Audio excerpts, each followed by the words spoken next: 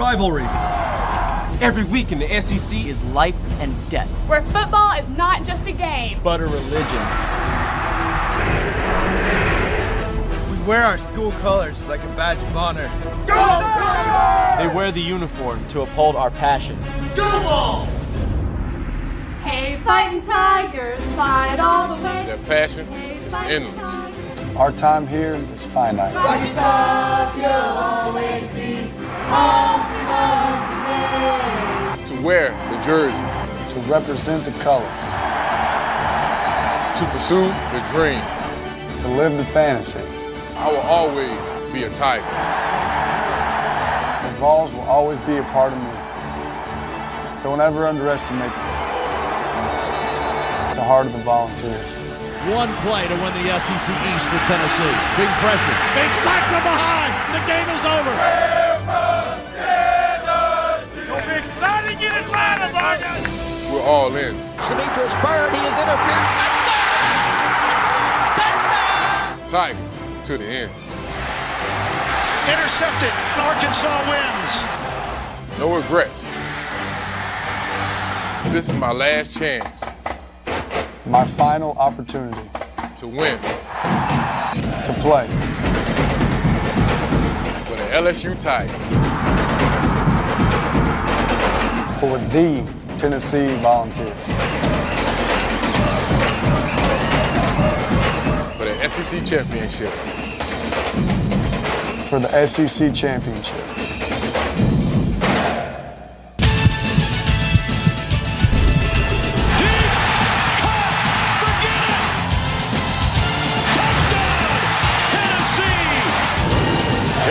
Blitz.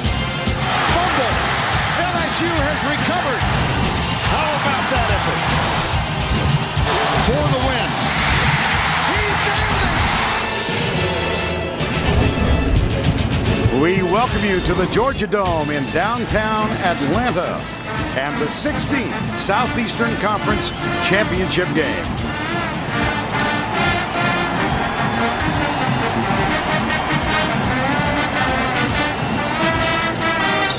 This afternoon, the SEC Championship features the Volunteers of Tennessee against the Tigers of LSU. Good afternoon, everybody. Vern Lundquist with Gary Danielson and Tracy Wolfson. Welcome to Atlanta. These two teams come into this game from diametrically opposed emotional states. Consider Tennessee. They had to win 5 in a row to get here. Yes, they had some breaks. They created others on their own. They come in feeling really good about themselves. Consider LSU. 1 week ago, they lost their chance at a national title. Only 3 hours ago, their head coach seems to have confirmed his status as the current and next head coach at LSU. But it has been a crazy week for them. I heard a young co-ed dressed in LSU colors this morning say to her date, bummer.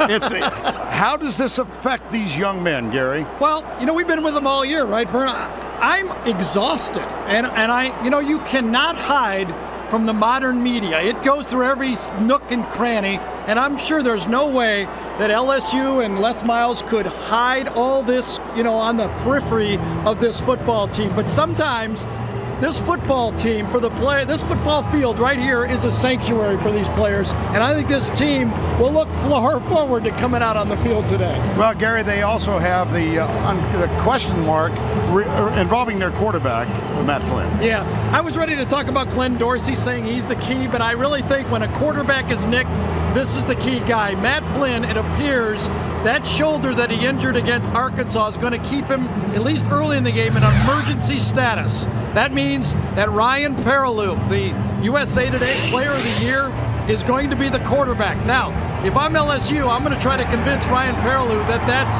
Middle Tennessee on the other side of the line, not Tennessee, because Ryan Perrilloux in his one game carved up Middle Tennessee. We all know Tennessee's better than Middle Tennessee, but Ryan Perrilloux now, he must rise up and take this game over and show that he's the quarterback everybody thought he was. Well, we talked about tumult associated with LSU. How about this season for Tennessee? 3 defeats by a total of 77 points. Everybody was ready to give up on this football team and all that doom and gloom. And you know what Tennessee did? They went to work.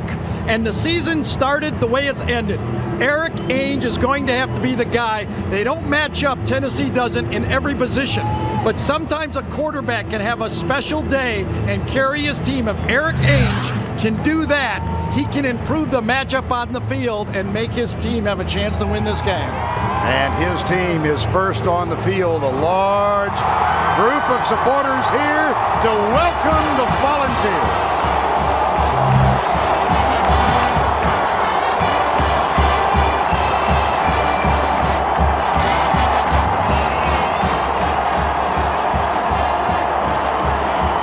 We'll meet the Tigers of Louisiana State University when we return to the SEC Championship in Atlanta.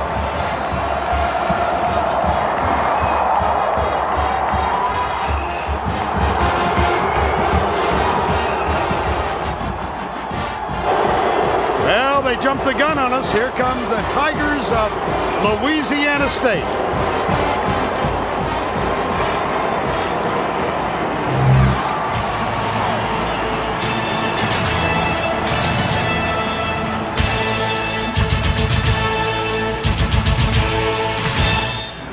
Unprecedented move. Why did you feel 2 hours before the championship game that you needed to make a statement? Our football team was, diverted, and I wanted to address some misinformation that was out. That was, as you could see, a couple of hours ago. For more on the story, let's go down to Tracy Wilson. Thanks, guys. I spoke with LSU official Herb Vincent before the game, and he told me that they were negotiating with Les Miles' agent late into the night and early this morning. He said they agreed on a contract amendment this week. I asked him, could that change? He said nothing's been signed yet, but that would be extremely unfaithful. Guys? All right, thank you, Trace. Tennessee has won the toss. They will receive when we return.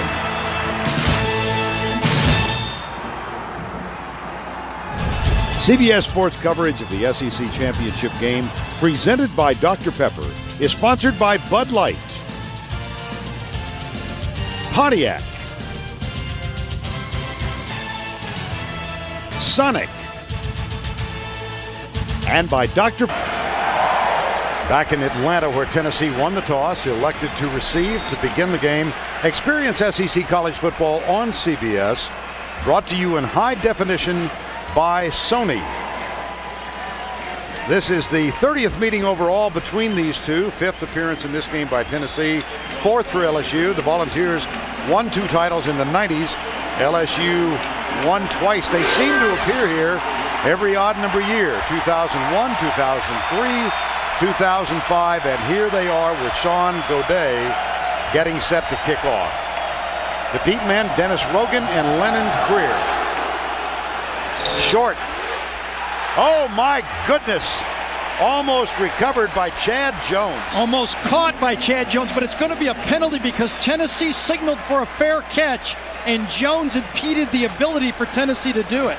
That's what I believe. It's a heads-up play by the Tennessee, and it could be also offsides. There was offsides. See the player signal, number 23 has it. It's Ricardo Kemp right there, and offsides. And so, see the right hand up in the air right there? Yes. There it is, and Chad Jones is tracking it down. Chad Jones, the baseball player safety, whiffed on that one, but it wouldn't have counted. Offside on the kicking team. Free kick out of bounds, untouched by the receivers kicking team. We're going to tack 5 yards on to the spot where the ball went out of bounds, first down. That is Tom Ritter, our referee today.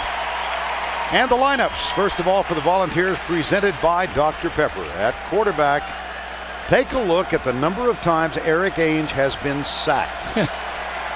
3. I'm very envious of that, to tell you. The total for the team is 4. Scott, Parker, McNeil, McClendon, and Foster. The offensive line, it's Rogers, 2 tight ends, Brown and Cottom. The other wideout is Taylor, and the running back, Arian Foster. He's over 1,000 yards for the season. Ainge fakes, fires, left side, caught by Lucas Taylor.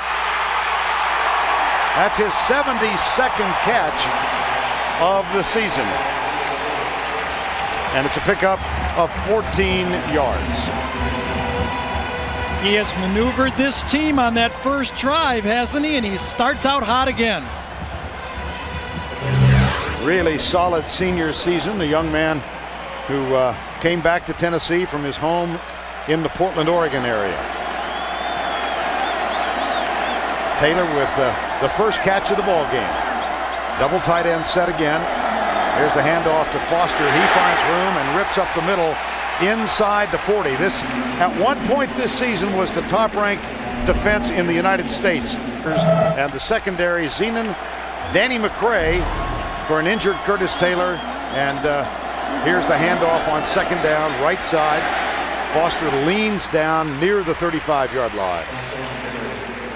Well, the last two games they played, Ole Miss and the 3 overtime loss to Kentucky, really has a problem. I think there's two factors to look at that Bo Pelini knows in this game. Yes, the injuries were a big factor. Glenn Dorsey's not what he was. We will watch him early. And the other is both of those teams, Ole Miss with a scrambling quarterback and Arkansas was very unique.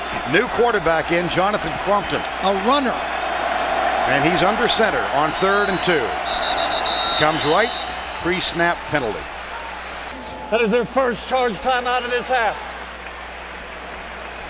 Opening moments of the 16th SEC championship game from the Georgia Dome in Atlanta. On the sidelines, the Matt Damon lookalike, Matt Flynn. Injured shoulder, hurt it twice, had to make trips to the locker room last week in that loss to Kentucky. Gerald Jones is in at quarterback this time, the running wide receiver. Yeah, the G-man formation. And here's Jones, takes off left. What a lot of room he's got. First down at the 15-yard line. Gerald Jones was a high school quarterback, just a freshman, making the transition to wide receiver. They're going to give it the zone read. There's the guy they read. Watch, they wrote it down. In comes the defensive end, Pittman. Keep by Jones, and it looks like offensive coordinator David Cutcliffe has seen the last two games' tapes. I think so. And a first down, Eric Ainge is back in. It was Jones who had one of the really important touchdown catches in the win over Kentucky last week. And now, do they have to use their second time? No, it was a, no, well, they're going to redo the issue. 25-second clock. They have to reset it. Philip Fulmer.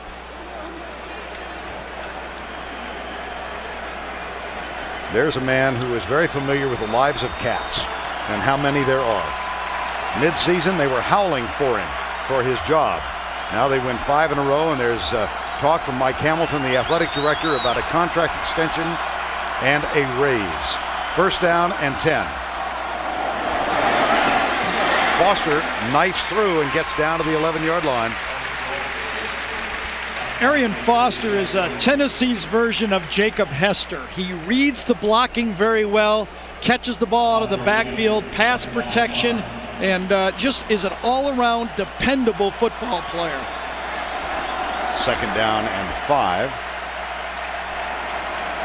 And this red zone offense, 68.5% touchdown percentage inside the 20. And on the opposite side of the ball, LSU has really been lenient. I'm trying to find the right word. Yeah, the play clock is again malfunctioning. Prior to the snap, we were buzzed from the replay booth.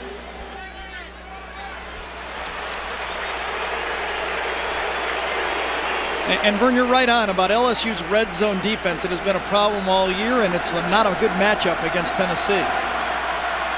Ainge looks back at the Tennessee bench. And he saw that LSU is going to bring pressure right here.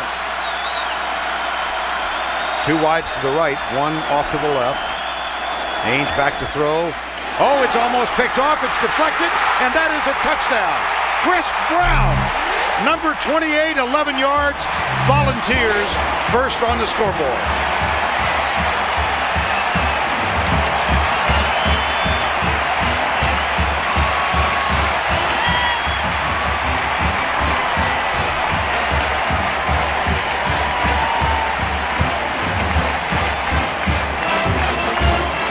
My goodness. Brown's 6th touchdown catch of the season. A senior who is from Louisiana. And Daniel Lincoln on for the extra point.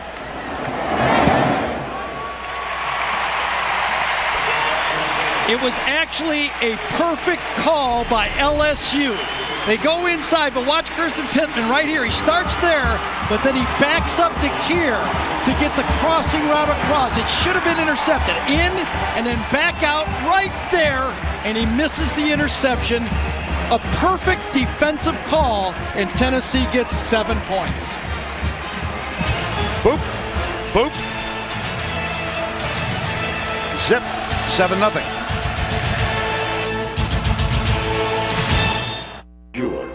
In 1997, Tennessee trailed Auburn by 6 in the fourth quarter, but Peyton Manning threw a 73-yard touchdown to give the Vols a 30-29 victory. The following season against Mississippi State, Team Martin threw 2 touchdown passes in the fourth, and Tennessee won 24-14 and followed the SEC title with a national championship 1 month later.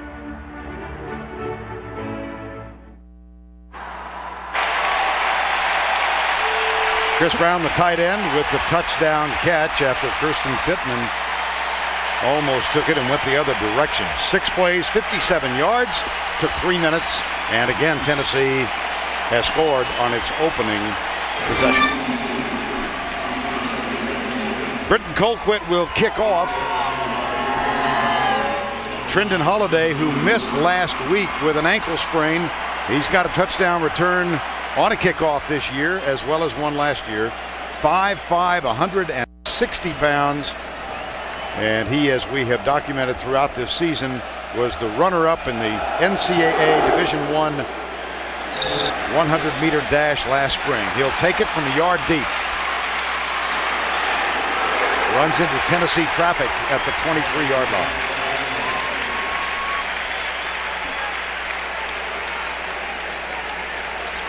And let's see who comes out. Will it be number 11? There's a player down for Tennessee at the 21. 47. Watch him get a kind of a right cross right to the chin here. Boom. Just out on his feet right there. First round knockout.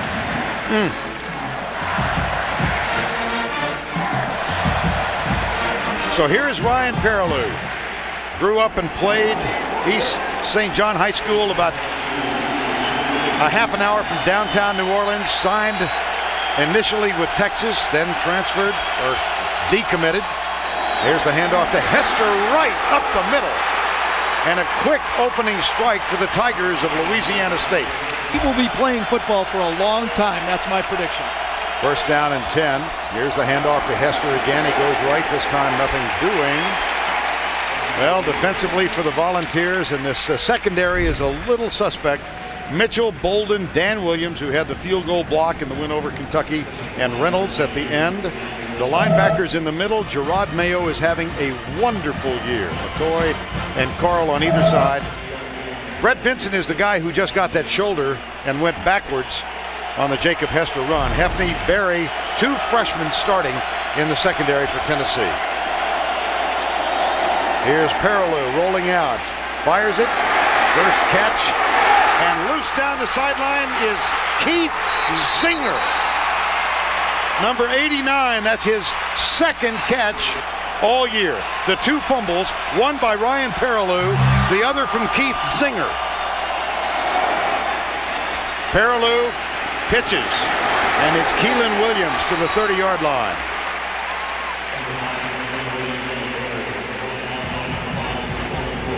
Ryan Perilou on in place of Matt Flynn, senior season.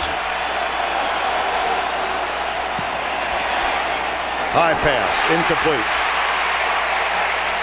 Intended for Doucette.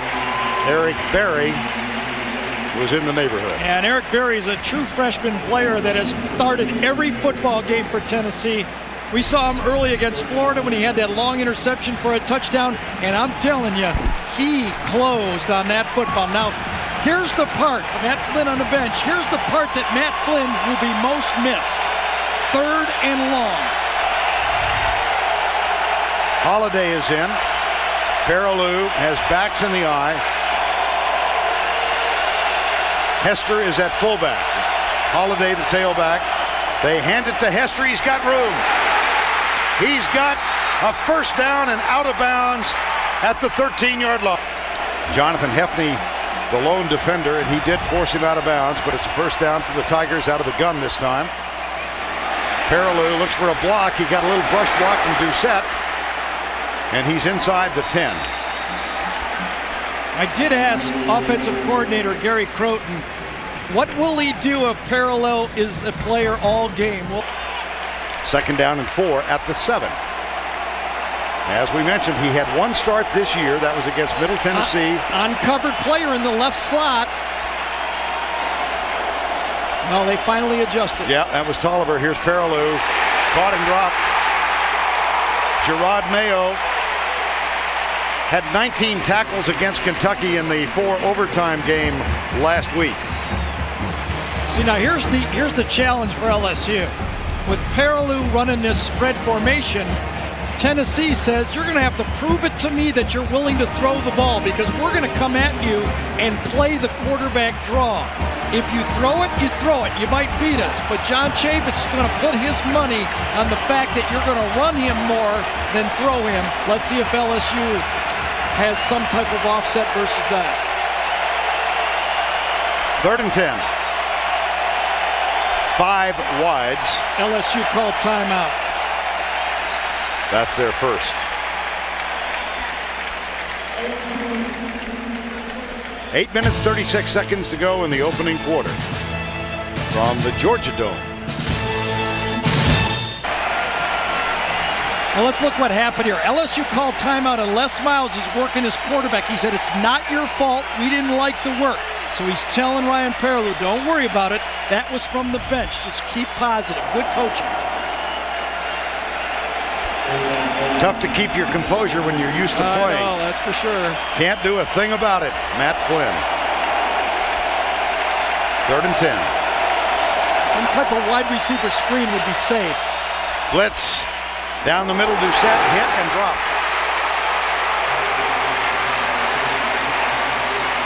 And it'll be Colt David time, I think. Yes.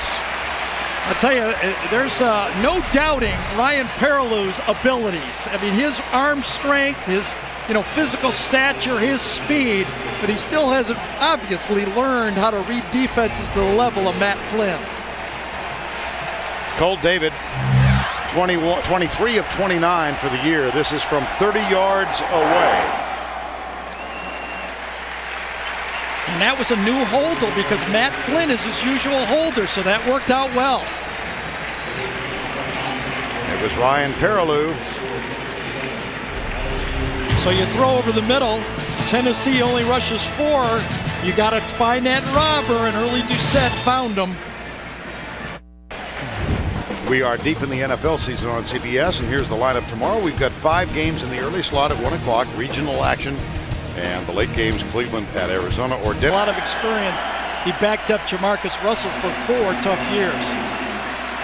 Sean Godet will kick off. He's assumed to kick off duties late in the season. First made an appearance in the game against Louisiana Tech. And that's Rogan, Dennis Rogan, number 41, and Lennon Creer, the freshman.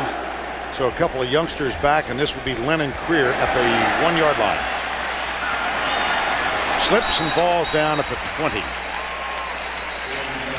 And let's take another look at the Tennessee touchdown. And see how fortunate Eric Ainge was. Watch how he looks to the side to their thing and throws the ball. He actually never sees the guy in front of him, and he gets what could have been an interception and turns it into a touchdown pass. And I'm going to get you ready for basketball next week. Okay? All righty, okay. He shot a 3 from the wing, and he banked it. He's going to feel good about himself.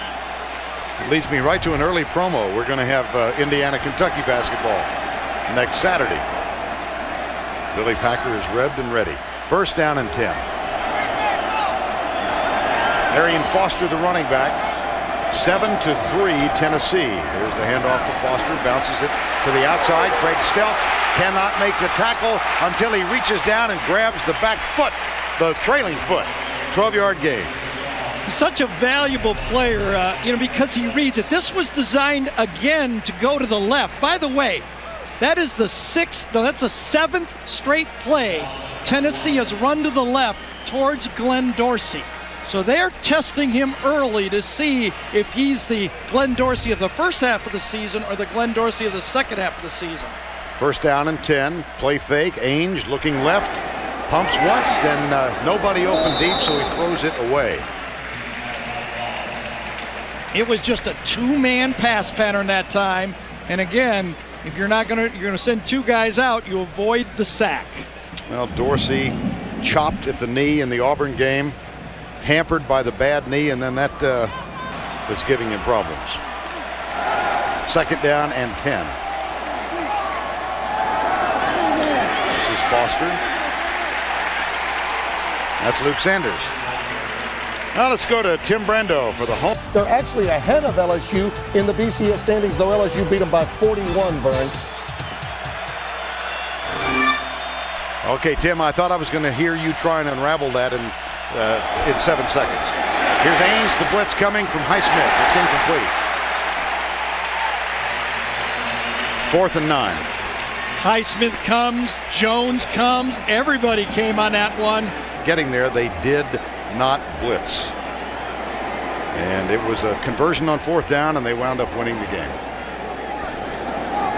Britton Colquitt on to punt. Chad Jones, number 3, awaits it. Good pressure applied by LSU, and Jones will let this one bounce. And it's stopped at the 29-yard line. 39-yard punt, nothing on the return. The CBS Sports Store is the perfect place to find gifts for all the sports fans in your life. Beat the crowds and save big when you shop online at cbssportsstore.com.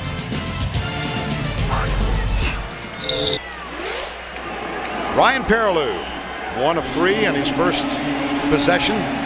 We mentioned the fact that he hasn't thrown a pass or completed a pass in almost half the season. Well, and the problem for LSU is they've got 5 game-breaking receivers, so they have to throw the ball some. Hester, driven back by Gerard Mayo with help from Eric Berry. I can guarantee you John Chavis, Tennessee's defensive coordinator, is going to continue to move up and see if LSU is willing to throw the ball with Ryan Perilou. Until they show it, he's going to say, guys, let's sell out to stop the run. Demetrius Byrd goes wide to the right side. Doucette in the slot. And before the direct snap, there's a flag thrown. Yeah, Carnell Stewart flinched. Tennessee jumps into the bear look, and Stewart flinched on the play. It'll be a 5-yard penalty against LSU. False start. 71. Offense. 5-yard penalty. Second out. Tennessee defense this season in the SEC, you see they've got some modest numbers, don't they? Well, in their 3 losses, they gave up 1,500 yards. Now, it was some pretty good football teams, right? But 1,500 yards in 3 losses. They lost to Cal. We saw them lose at Florida. And they lost at Alabama. Here's Keelan Williams coming to the right side, but it was what Philip Fulmer referred to as a Sunday night prayer meeting, complete with podiums being slapped.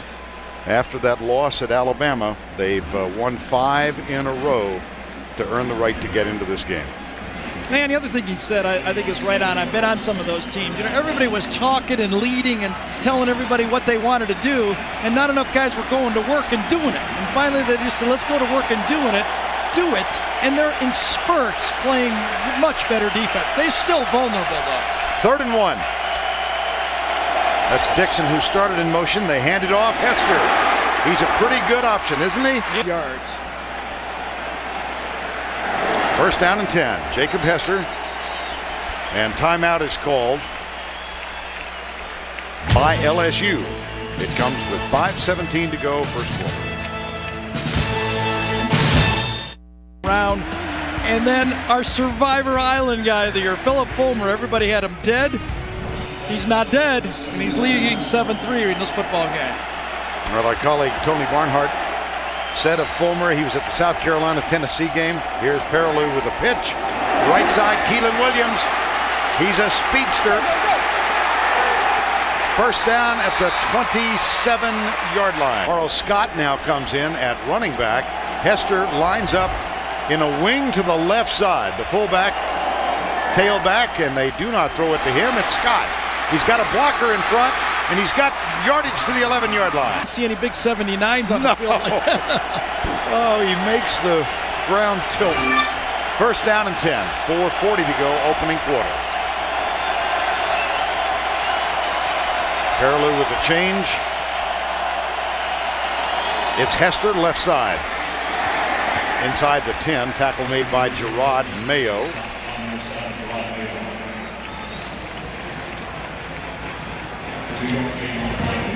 A little different offense that LSU is featuring today. It seems that Tennessee said, all right, we're going to get the running game.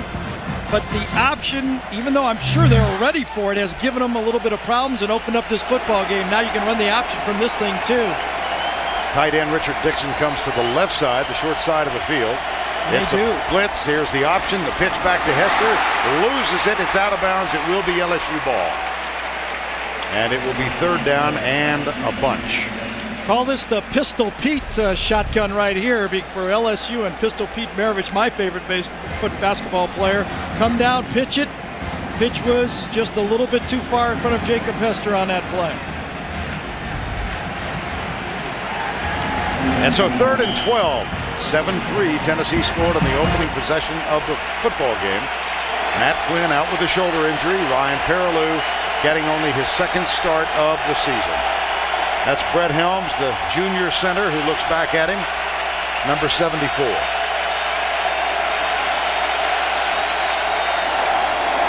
Perilou with a keeper. Doucette tries to provide a block. Tackled way short of the first down. And it's going to be Colt David time. This was Elix Wilson, number 35, who made the stop. I don't think there's any doubt that LSU here did not want Ryan Perilou to throw an interception here. They said, let's not let him fail early in this football game. It's still a long game. We know how long these games go. Let's let him run. We'll take 3 points, 7-6 game, and our quarterback keeps his confidence. Ryan Perilou is the holder in place of Matt Flynn, and we've got a substitution problem now as Dixon was late getting off the field. Fraction on the offense, 5-yard penalty remains. Fourth out. Yeah, breaking the huddle with 12 men, even it should not be a factor. You'd hope not. Right. I mean, this guy can kick it from 55. From 30, Colt David, the junior from Grapevine, Texas. He's 2 for 2 in this game, and that cuts the margin to 1 with 3 minutes and 7 seconds remaining in the first quarter. Perilou is going to get a rest. Eric Ainge is on the field when we return.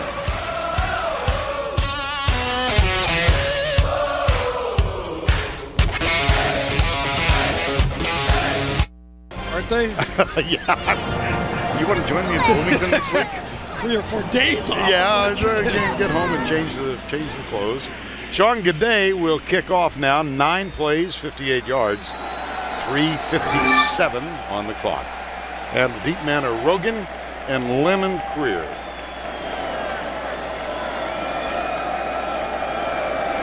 (7-6) Tennessee. This will be Creer at the 8. He's got a lot of room. Going left. They've got an angle on him and they bring him down. But he is all the way to the 42-yard line. His previous long kickoff return was 32 yards. Jai Eugene saved the touchdown. Well, Creer is the speed back, a tailback for this Tennessee football team, and shifts the ball nicely. Nice play there so he could straight arm. But Jai Eugene is a fast cornerback for LSU, and he makes a touchdown-saving tackle. Second special teams mistake now for LSU on a kickoff. Remember the opening kickoff of the game out of bounds, and it was taken over by Tennessee. They went down to score. This one doesn't get anything as they try the right side. Well, earlier today, ESPN. They're watching it beforehand. That game day's on there, and they're going with the story. He had to address it with his team, so then he addressed it with everyone. Foster caught and dropped.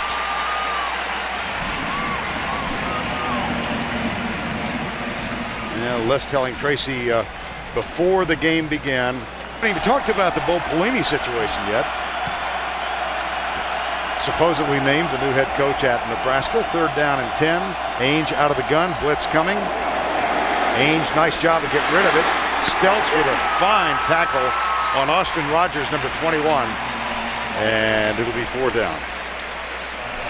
Well, you can see Bo Pelini. The rumors are he's going to be the next head coach at Nebraska. You can.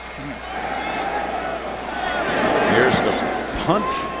Chad Jones is deep. Colquitt's punt out of bounds. Well, we are seeing Ryan Perrilloux as a backup quarterback in this SEC championship game. In 2001, play Miami for the national championship, but they had to get by LSU and they couldn't. 1st and 10. Williams getting a lot of action here in the first quarter.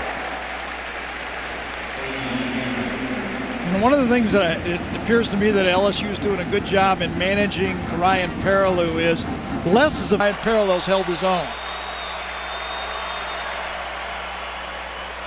From the backside comes the pressure, and Perrilloux goes right, picks up the 1st down. He got rocked on that one. They're going to get a deep ball because Perrilloux has a big arm. On 1st down, here's Perrilloux. Fires it complete out to the 35. That's Richard Dixon. Take a look, Gary, at him going down very hard and getting up limping. No doubt about it. On this option play, he got rocked.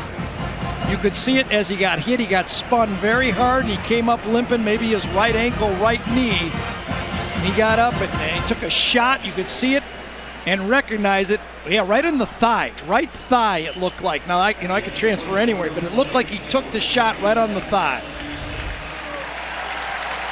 Limping as he heads to the sideline. Time call because we have reached the end of the first quarter with our score, Tennessee 7, LSU 6. The backup, by the way, is Andrew Hatch. We'll return after this message and a word from your local station. 12.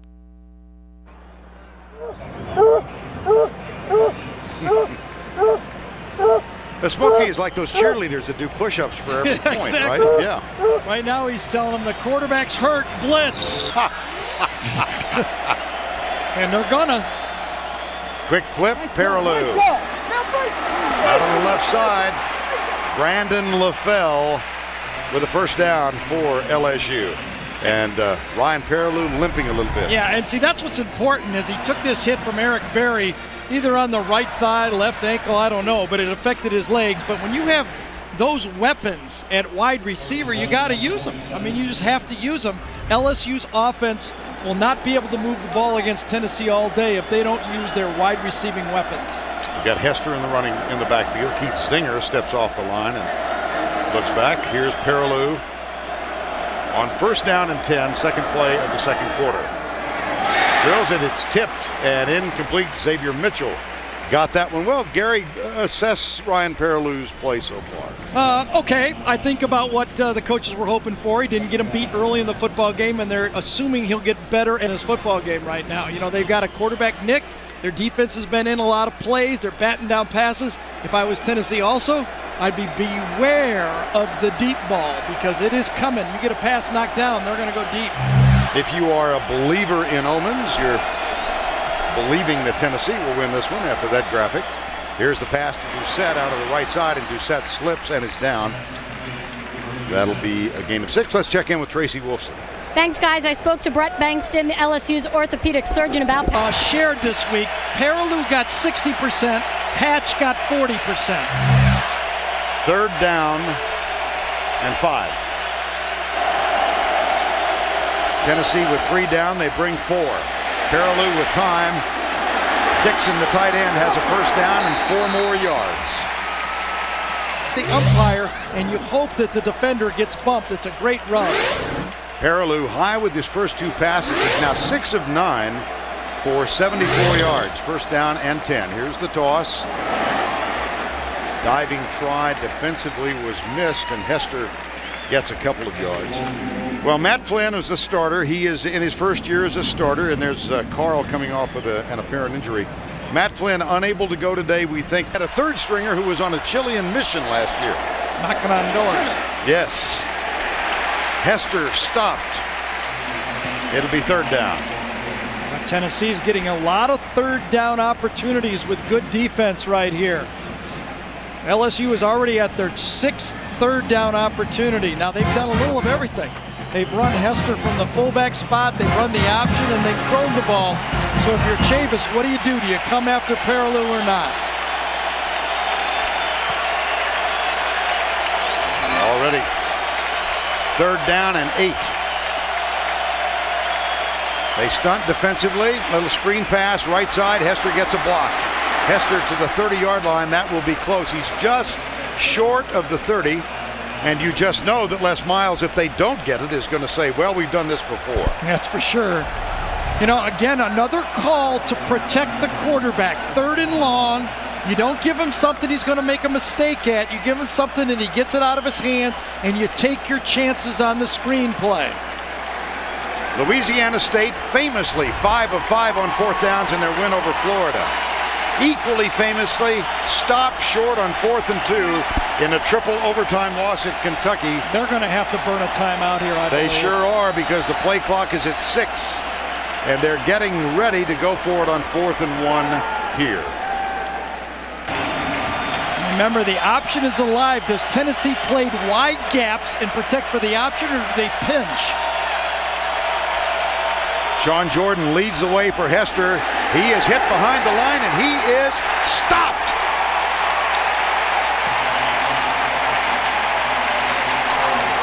Eric Berry, number 14. You play the percentages. Tennessee went wide gap and blitzed up the middle. They were ready.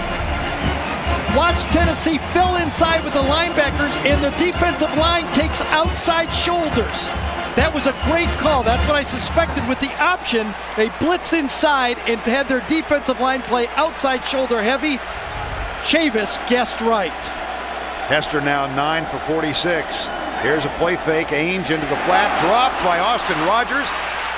In that narrow win over Kentucky, this Tennessee team dropped 6 passes, one of which went through the hands in that game of Austin Rogers.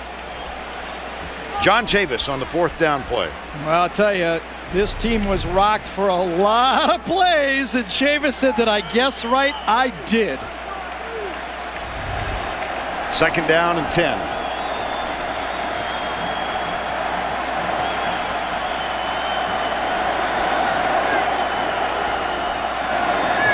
Ainge back across the middle. Looked like it was, yes, a catch at the 41-yard line. Now let's go back once again to Tim Brando in New York. All right, Vern. To you, Vern. All right, Tim, 3rd and 1, and Gerald Jones is in at quarterback. The wide receiver, a freshman out of Oklahoma City, Oklahoma. Direct snap, handoff. 1st down, Tennessee, out near the 45-yard line. The G gun works again. Gerald Jones blocks a man with the zone read, and then they double team Dorsey. Coming right out, and they push him right in. There's just nothing to push with on Dorsey. He used to take on those double teams and sink right there and make a pile. Now he's getting pushed out of the way. New running back for Tennessee on 1st down. This is Lennon Creer, number 3, listed on the depth chart as the 3rd teamer. He gets the draw play, comes left, tries to, I think if he'd have kept it straight up the middle, he might have gotten a couple more. Well, let's get some more on Glenn Dorsey. Here's Trace. Thanks, guys. I spoke to the LSU trainers before the game. I think the fortunes of LSU might have been sealed with that Auburn chalk block. I agree. He was such a dominant force in the first half of the season. 2nd down. Ainge with a lot of time finds Creer, and there's a double team. Chevis Jackson comes up, gets a little help with Derry Beckwith, and they stop him. Well, Dorsey's season. Get off the line of scrimmage, and even though he was wearing number 72, he really wasn't number 72. 3rd and 3. 9:31 to go, first half. Ainge, left side, high, incomplete, uncatchable. So there was contact with Chad Jones, but the one thing Bo Pelini said about defensing Tennessee is LSU came close last time to blocking it. Let's see if they can this time. No, not this time. And a fair catch called by Chad Jones. He runs up, grabs it at the 16-yard line. Dorsey limps off. Ainge is playing. Matt Flynn is not. There's been so many moments this year, but those were 3 of the best. Here's Perilou with the handoff to Hester. Nice job defensively by Gerard Mayo. JT Mapu was also up there. We mentioned Andrew Hatch's Mormon mission. JT Mapu is back after having spent a couple Mayo of years. has made 35 tackles in the last 2 football games. He gives credit to those defensive linemen. He says they're keeping me clean. And he was clean on that one, wasn't he? And he comes up and makes the tackle. I like Mapu's style. He comes in late and gets all the camera There he time. goes. Yeah. 2nd down and 8. There it is, a shift again to the bear. Now LSU should be aware of this. Tennessee's been doing this for 10 years. Late shift into the bear look where you sink your tackles down. Tom Ritter. That ball, false start. 79, offense, 5-yard penalty remains. 2nd down. I've only been here 2 years. Right. I've watched Tennessee from afar, picked them a few games, Miami here, Florida State there, but I've seen them do this forever. They shift into the bear front where they bring their ends and tackles in. LSU must have been made aware of that, and that's 2 false starts. And 4 penalties for the most penalized team in the SEC. Here's Perilou.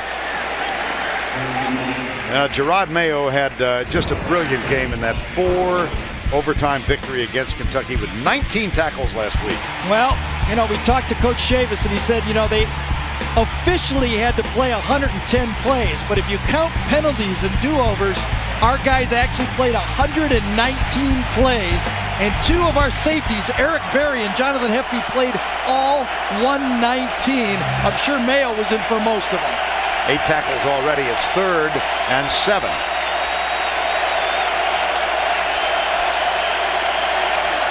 Blitz. Hefty coming. Perilou fires it. Caught. First down. Flag on the far side of the field. And we'll see. Could be a sideline warning. Could be too many men on the huddle. So, yep, sideline warning. And the 3rd one is a 5-yard penalty. Somebody needs to get back coach to get them back. It's 1st down and 10. Now Perilou looks over to the side.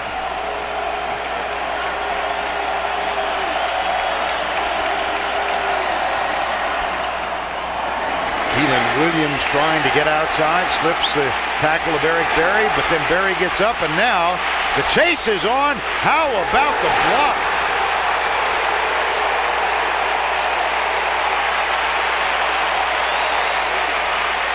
Perilou lays out Robert Ayers, I believe, but it's still a positive play for Tennessee.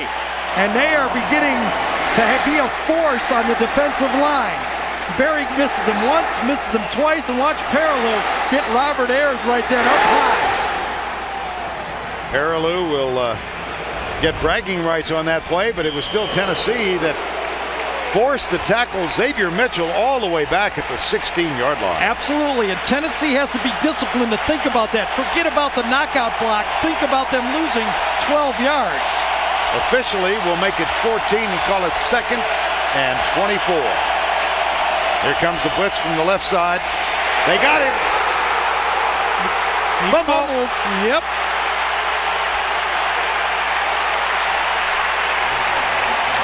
Third down. LSU recovers. They have lost, as we said, only 2 fumbles all year. One of them lost by that man, in the Middle Tennessee State game. Nevin McKenzie right there is the guy coming out. 3-man line, but they rushed 4. Missed block that time from the outside for the offense. Scott. It was Charles Scott. And Ryan Perillo, he was not hot on the play. He didn't do anything wrong. Scott misses the block on a defensive back, and almost disaster. What do you got in your pocket for 3rd and 32? Something that gives you a punt afterwards.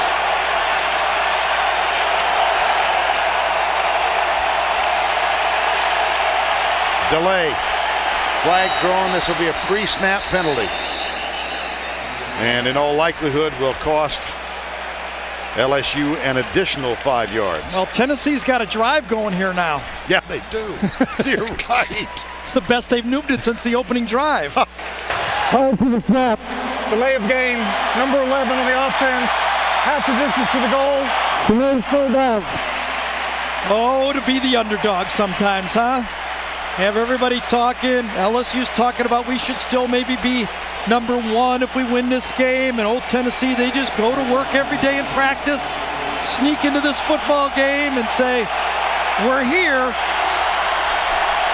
And as a result of their presence, LSU has a 3rd and 35. 3 down. And here comes McKenzie again. He got to him behind the line of scrimmage. That will go as another sack. Well, as a running play. Nevin McKenzie, the junior from San Antonio, Texas. See, there's just no way they're going to let Ryan Perillo throw the ball into their right end zone. They'll just take their chance punting it. But that was a disastrous series for LSU. I mean, what have they lost? 30 yards or 25 yards? Right. This is LSU's first punt from the end zone. Patrick Fisher. Oh my goodness, what a punt. Rogan is back and takes it at the 38-yard line. Man, oh man. See, that's why the strategy of protecting your backup quarterback works. Patrick Fisher, who for the year is averaging just under 44, knocks this one 58 yards out. But Tennessee is not too displeased, and neither right now is Les Miles. As we went to commercial, that's Matt Flynn on the left with a one-way conversation. Now, I was a backup, and I had a young player under me, Bernie Kosar, and you have to be very difficult not to give the quarterback, a young quarterback, too much information. Matt Flynn should pick his spots. Give him some air. Give him some breathing room. Tennessee, after that 58-yard punt by Fisher, has a first down at the 45-yard line. They lead it by 1.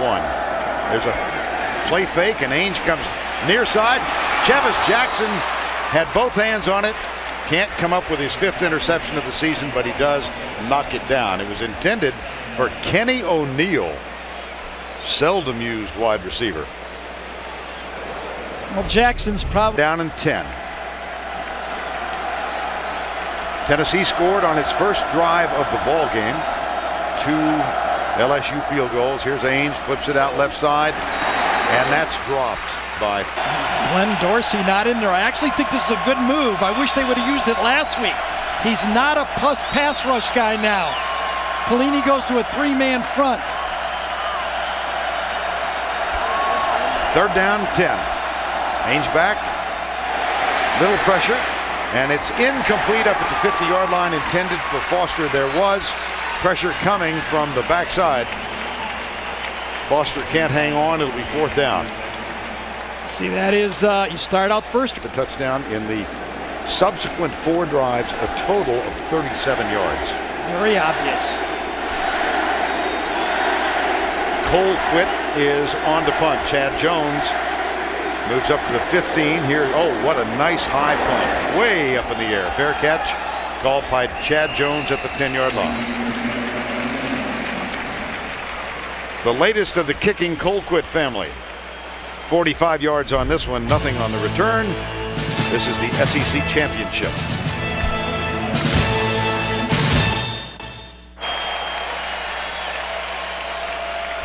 We're in the Georgia Dome, Tim. 4:28 to go in the first half of play. Tuesday on CBS, catch Heidi Klum and all the Victoria's Secret fashion models plus musical surprises in the all-new Victoria's Secret Fashion Show, Tuesday at 10, 9 Central on CBS. Matt Flynn, the quarterback, out with a shoulder injury, has given way to Ryan Perilou. Perilou on first down, play fake, looks deep. He's got Doucette way down there. Can he find him? No. Well, they waited until they had a first down play to air it out and try to back off that secondary from Tennessee that has been there. You're going to see in the second long. Well, not all of us have been there. Well, it's no fun. Second and long. Never experienced that. Trindon Holiday in the game. Yes, indeed. Number 8.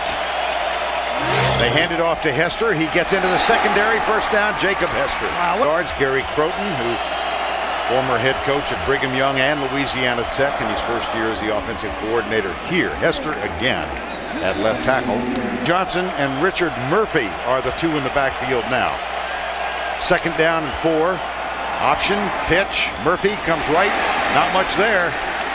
DeMonte Bolden, number 98, makes the contact, and it'll be third down. Well, we're a little over 3 minutes away from the Dr. Pepper Go for More event. $1 million is still the potential payoff. 3rd and 5.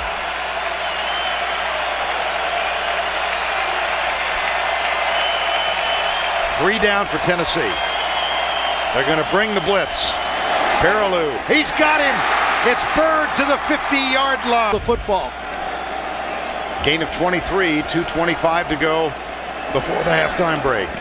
Bird again, spins to the outside, and we've got 2:18 remaining in the first half. Tennessee took the opening kickoff and marched 57 yards, got the touchdown to go up 7-0. Ryan Perilou has gone the distance at quarterback for Louisiana State. Matt Flynn out with a shoulder injury, the senior. So Perilou, the sophomore, getting his second start of the season. This a little larger stage. This is Tennessee in the SEC. His last start was Middle Tennessee State. He was brilliant in that game, and he's been fine tonight. Another penalty. Wow. They are the most penalized team in the SEC. No blemishes. Right. No timeouts, by the way, for LSU. They used their last with 11 minutes to go in the second quarter. 1st and 20. Again, 3 down for the Volunteers. And they will bring 4. Perilou out of the backfield finds Murphy. He gets a fine block from Brandon LaFell, and they get 12 back. Well, he's now 10 of 14 for 126 yards. 2nd and 8. McKenzie coming from the corner. Perilou out to Murphy in the right flat. That'll bring up 3rd and 5 or 6, depending on the spot. Wes Brown, number 94, makes the tackle here. We did the Florida game with Tennessee in that football game when Florida put 50 on them, I guess, whatever it was. And I watched some tape of the Cal game before preparing for that game. This is an improved defense. I mean, their secondary is so much better than the secondary I saw early in the season. You can see they're learning how to play their zone coverages. John Chavis, longtime defensive coordinator. 3rd and 6. Again, 3. They bring 4. And Bird makes the catch. After review, the ruling on the field is confirmed. It was a catch. First down. Nice play done by Demetrius Bird. He had a touchdown catch in the game against Arkansas. And he was the intended receiver on the try for 2 that was intercepted by Matero Richardson. And that was the final play of that LSU-Arkansas game. 1st down and 10. 54 seconds to go. Clock running again.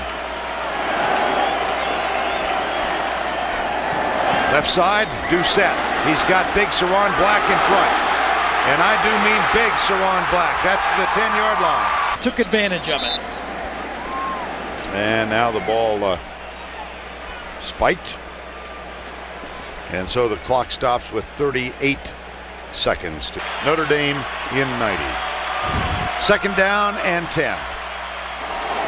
I don't like that one. Don't like that one at all. He's in jail. Now they've got to really hustle. 30 seconds to go. They either are going to call a play here to the end zone or they're going to ground it. With a veteran quarterback, you could throw to the end zone. But I think right now they're just going to spike the ball and get a field goal try. 17 seconds to go. You could throw a fade. Sense of urgency with the crowd, and the clock winding down. They'll add seconds. On a catch with, I guess, 3 seconds was left on the clock, but the clock was actually stopped with 1. And so 12 seconds to go. Now 11. There's the spike. Now see, young quarterback. I mean, if you have a veteran quarterback there, you're going to throw that fade to the corner and still be able to kick the field goal. So for the third time in the first half, it's the all-time leading single-season scorer for LSU, Colt David. He's 2 of 2 so far, both from 30. And Perilou will hold. This is from 31 out. Jacob O'Hare is the deep snapper. Thursday on CBS, an investigator's life spirals out of control on a powerful new episode of CSI, Thursday at 9, 8 Central on CBS. Now they've changed the official yardage on this one. It's a 30-yarder. Perilou will hold it. The snap a little high. The kick is, whoa! Wide right!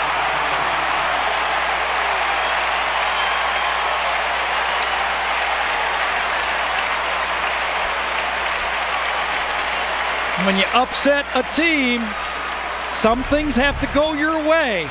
Let's see if the hold was good. Appears it was good. Tilted towards the holder. That's what you want to do so it doesn't hook, and it never did. Colt David misses from wide right on a 30-yarder in their 5-game win streak. You see Philip Fulmer, it's gone his way. Recall that Ryan Suckup of South Carolina missed one. And in the Vandy game, Hanfelt had one graze the left upright. So they've gotten some breaks from missed field goals. Who knows how important this one will be? Well, the defense played 46 plays. They played 110 last week, but they've survived the first half.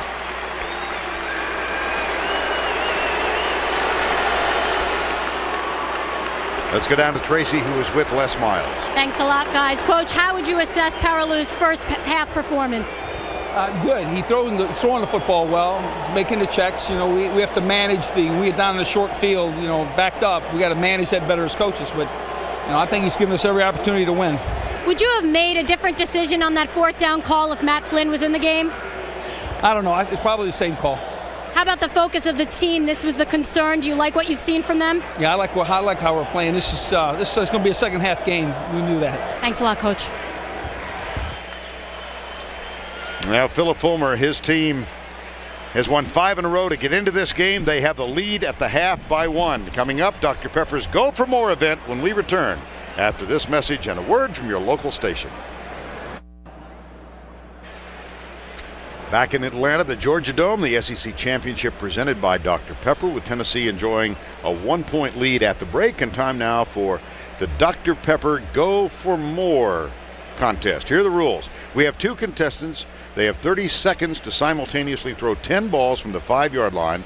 The contestant with the most throws successful wins $100,000, and then he's got a choice to go for more. If he makes it from 15, it's $500,000.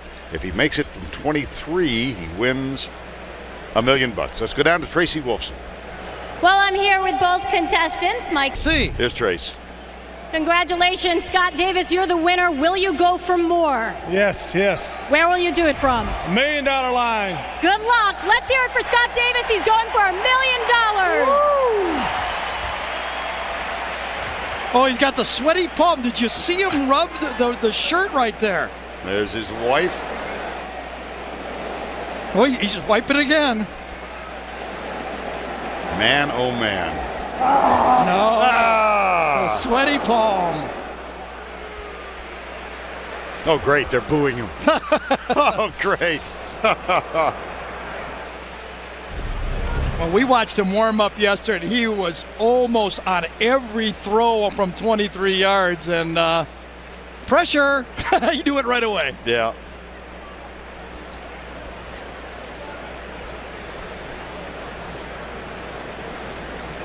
Let's go down to Tracy once again. Well, Scott Davis, he's still a winner, and I'm here with Jim Johnston, President of Sales for Dr. Pepper, and you have something. .com. 15 minutes could save you 15% or more on car insurance. Hello, everyone, and welcome to the Geico Halftime Report. I'm Tim Brando with a score in Atlanta. Tennessee leading LSU 7-6.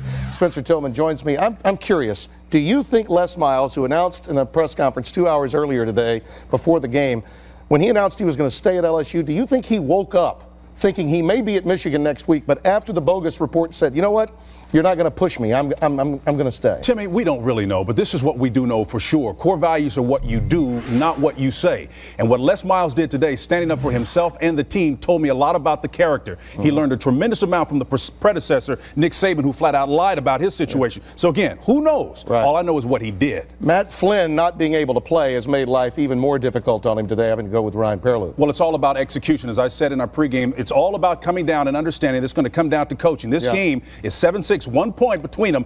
Despite the way LSU is executed, it's been horrid. They're still in this contest. Watershed moment for Miles as a coach coming up this second half. Getting right to the scoreboard, Virginia Tech and Boston College in the ACC championship.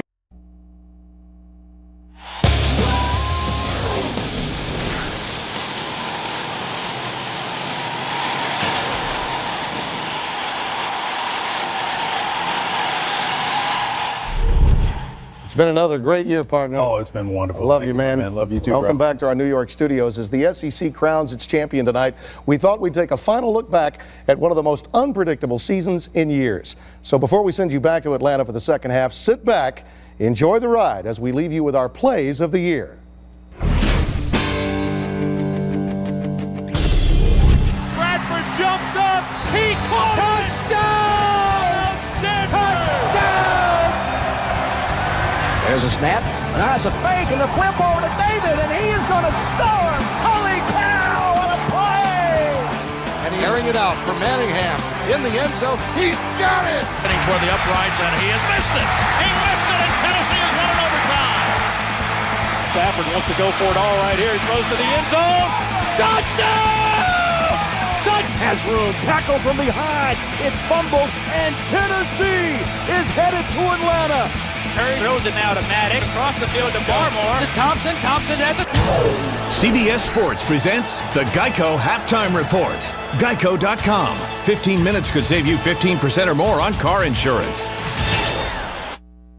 Tennessee's defense, they're going to need more. Colquitt will kick off. Trendon Holiday is on the left as Tennessee comes down the field, and this will be Keelan Williams who grabs it at the 10-yard line. No, it's Chad Jones who's back. It's Jones, number 3, who replaces Keelan Williams. And so LSU gets it. They have dominated Gary in every way, but they trail by 1. I think they were 3 times at the 10-yard line or inside the 10-yard line and came away with 2 field goals. Now, I'm surprised by that a little bit because a running quarterback usually is pretty effective inside the 10-yard line. Not a lot of experience, I guess, but I look, if you're LSU, we're moving the ball, we'll eventually score. Well, certainly Les Miles seemed to have a lot of equanimity. He wasn't concerned at all when he was chatting with Tracy, and they went in. First down and 10. Here's the toss. Holiday out to the 29-yard line.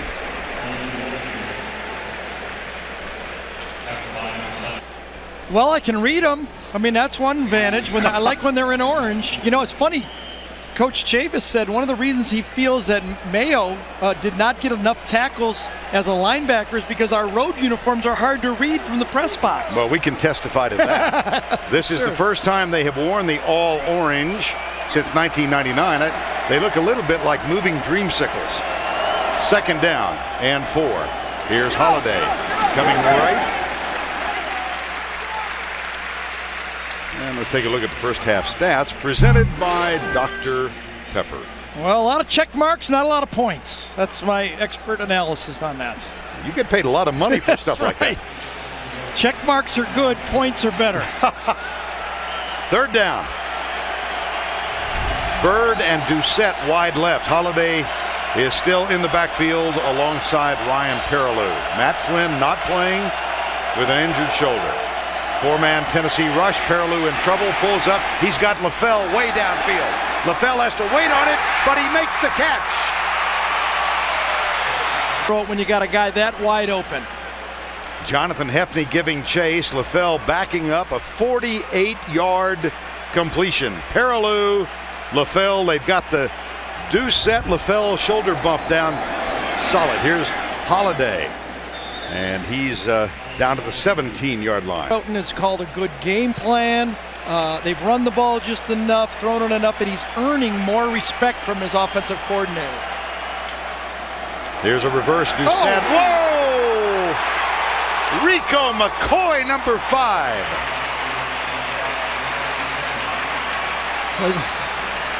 Where these guys bend, but they don't break, do they?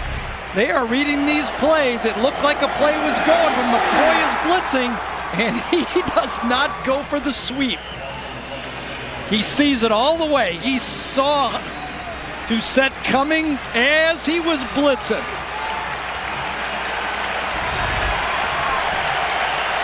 Ten-yard loss, 3rd and 16. LaFell and Terrence Tolliver to the right side. Bird and Doucette to the left. 4-man rush. They come with a corner, and that one's in the end zone. Caught. Touchdown, Demetrius Bird.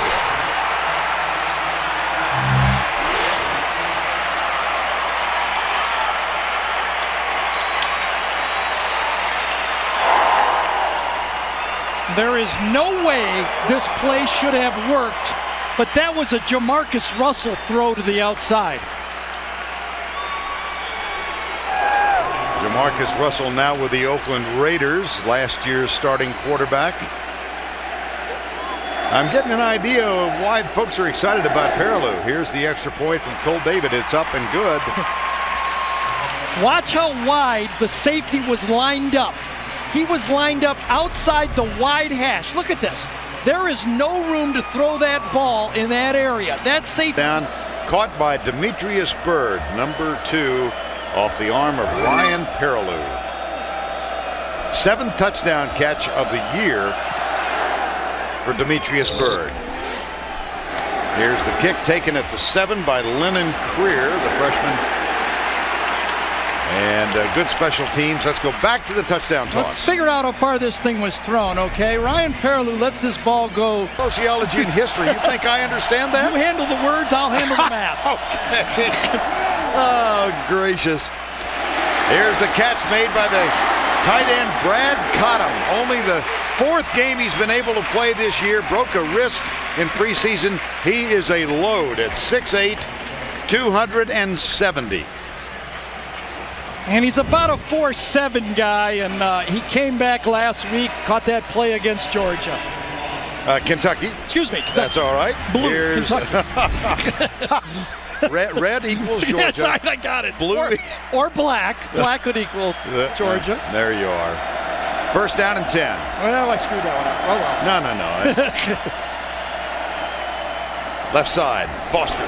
Arian Foster bounces off the first tackle, and he's out of bounds at the 44-yard line. Well, 12 top. Ohio State in pretty good shape as they await the results of tonight's game. No Glenn Dorsey. Yep, again. Left side, caught. Lucas Taylor. Well, that was nice by Eric Ainge. You got to be able, in modern day football, to be able to throw the ball flat-footed. They just don't allow you to stand on pitcher's mound and stride to home plate. As we look at Glenn Dorsey, he just does not have the pop in there. I mean, the guy's a warrior, but I feel horrible for him. His senior year, I mean, he was having an unbelievable season to start out with. First down and 10. Ainge, play fake. Being chased, fires it out, incomplete. Good job by Luke Sanders covering. And let's go back to Tim Brechtevern. Thanks, Tim. I love the Oregon uniforms. Well, I would have bet against that if I was knowing you. I was being sardonic. You got it. Second down and 10.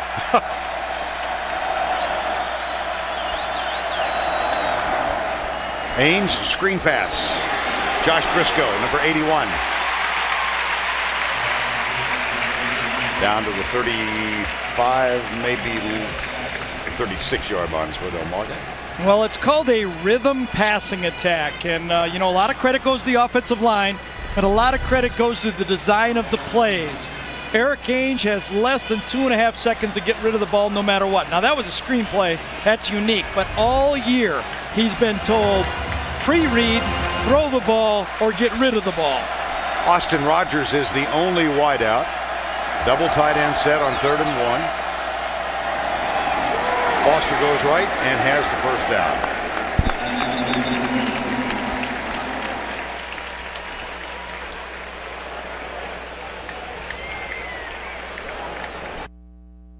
Arian Foster, over 1,000 yards for the season.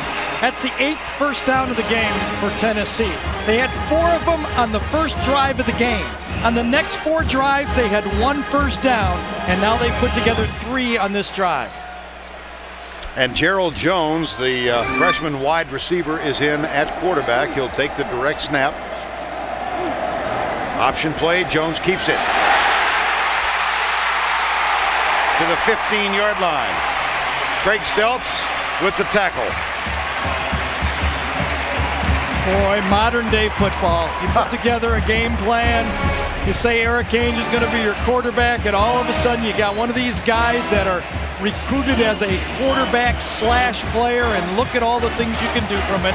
It really exposes this LSU defense. Parker gets a great block right there. Anthony Parker, number 75. Ainge back. Oh, no, Jones is still there. And this time fakes the pass, hands it off to Foster. You're suggesting this is not your father's T formation. No, and it never will be again, to tell you the truth. I mean, Ainge comes back in. Ali Highsmith has time. And I continue to say, even though it's risky, you must come after that formation. If you sit back, there's just too many options and you're too flat-footed and too much space. I think you need to crowd it and go after it. Eric Ainge. Tennessee with the first down at the second down, I beg your pardon, 2nd and 10.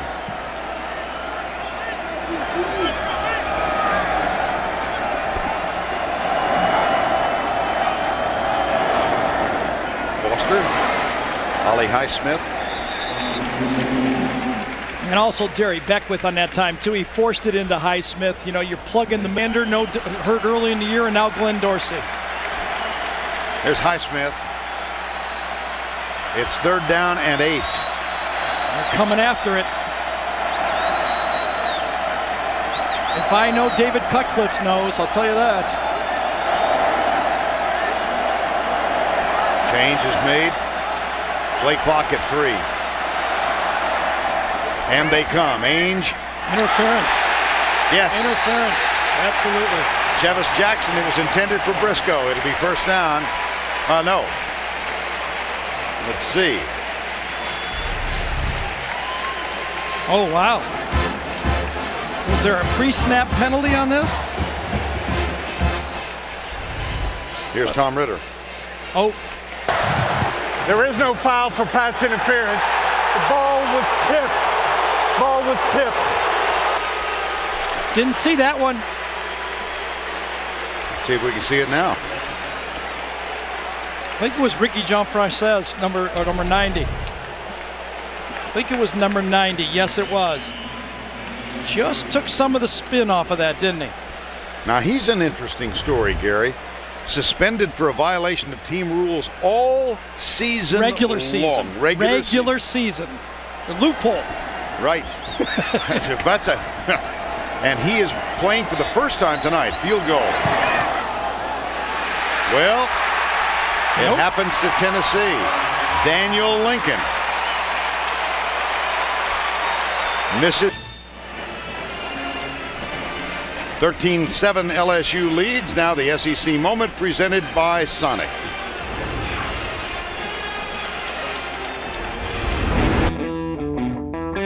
If I'm not going to send my own children, I'm not going to send my players.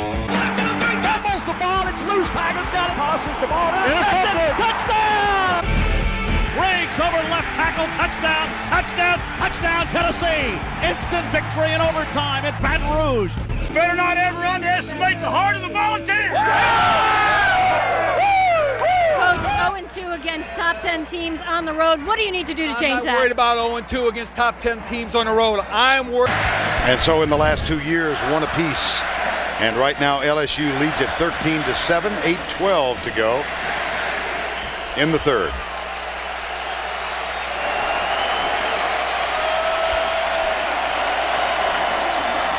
Hester, little somersault at the end.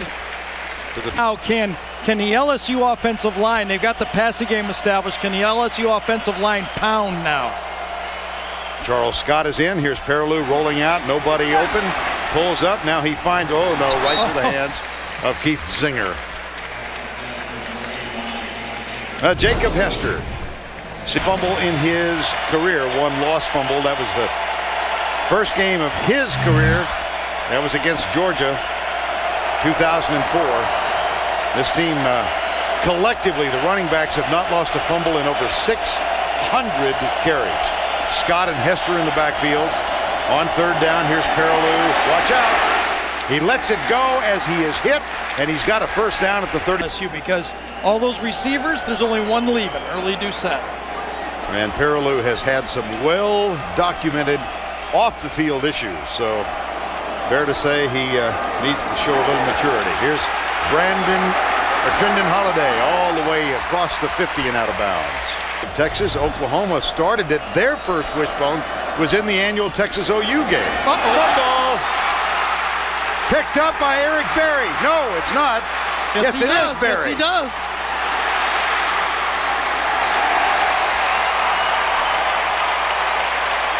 No sooner do we mention no fumbles and 600 carries by the running backs than Trendon Holiday pops it up. Only the third lost fumble of the year. Well, we're getting you ready for basketball. You give those free throw statistics, and all of a sudden he misses it. And this time, Holiday does it right on cue. Eric Berry, a great athlete, offensive and defensive player in high school, and that ball pops up, and oh my. Right into his hands. Oofta. Win to have any shot of winning the division. I mean, that game was really do or die for us. You know, we felt like our backs were against the wall. We get out there with no timeouts, get set to kick. We have somebody jump off sides. We go on through and kick the ball. And there's flags and the whistles, and I hesitated a little bit. Casey hesitated a little bit. We laughed about it that we had to make it hard on ourselves, backing up a little bit more. But fortunately, we got another chance. That's what any kicker or competitor dreams about. To have the game on the line and have the game in their hands. In overtime, already had a few opportunities that were longer throughout the game, and you're sitting there thinking, just don't miss. Just go out there and execute. Afterwards, you look back on and realize how fortunate you are to perform in that setting and play for this school and with these guys here. It makes it all the more worthwhile. Toyota, moving forward. Fumble lost in this season. This one, Trendon Holiday hit by his own man, and the ball goes over. First fumble in 659 carries by the LSU running backs. Here's a handoff. Arian Foster coming to the near side and being forced out of bounds by Chevis Jackson. All right, Tim, we saw your Plays of the Year production. That was well done by the guys in the studio. Lost 2 on the last play, second down and 12. Ainge, man wide open. My goodness, it's Chris Brown, the tight end. Blown assignment of some sort. He kind of flooded the area over there. They had a bunch formation to start with, and one guy goes deep, and then Chris Brown just kind of follows him.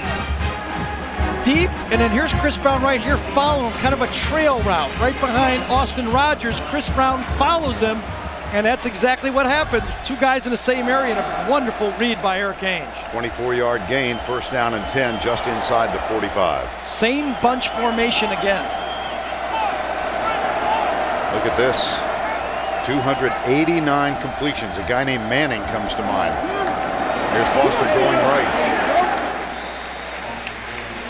And let's get some injury updates. Here's Tracy. That's right, guys. The tailbone injury Glenn Dorsey has been dealing with is key. All right, thank you, Tracy. Second down and 9. Eric Ainge.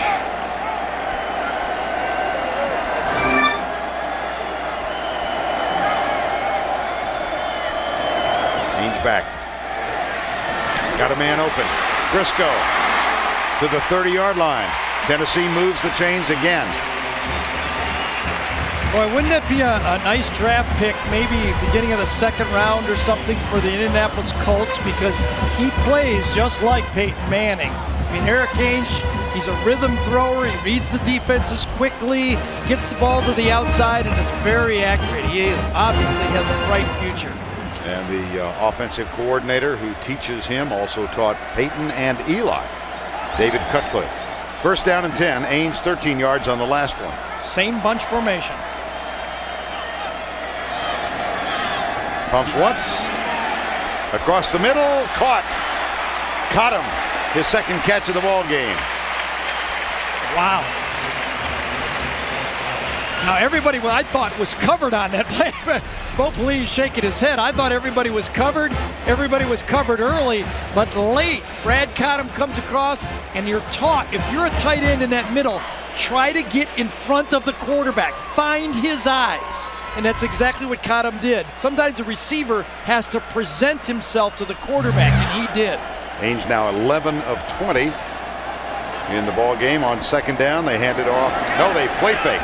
And he's got a man wide open again to the right.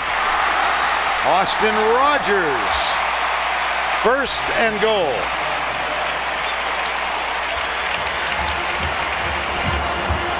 Just shows you a lot of different weapons, a quarterback, and here's the last thing. No pressure on Eric Ainge. It looks like he's throwing 7-on-7 out there. Can they get any pressure? In comes a new quarterback. Jonathan Crompton is in, the running quarterback. High formation. Crompton on the roll. Well read by the LSU defense. Beckwith up, we think. There's a little bit of history of freshmen starting at Tennessee, I believe, isn't there? I've heard that. Yeah, that's right. Ainge back in. Eric Ainge, his senior year.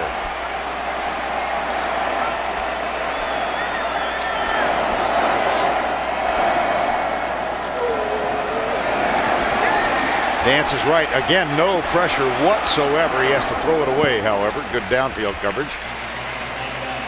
And recall that this drive began on the Trendon Holiday fumble. He bumps right into his own man on that time, and ball pops up in the air. And, Trendon Holiday says, I thought I had a clear area, but Charles Scott's rear end was in the way. Ninth play of the drive after the fumble. There's a player down at the 12-yard line. Tyson Jackson, the defensive end, number 93. And he's been very quiet in this football game, hasn't he? He has not gotten those quick matchups and engaged with Foster on that play, number 78. Third and goal. Well, will LSU bring the blitz and put pressure? 2 wide left, 1 wide right. It does not appear they're going to come. Same coverage as last play. Ainge. Touchdown, Tennessee, Josh Briscoe.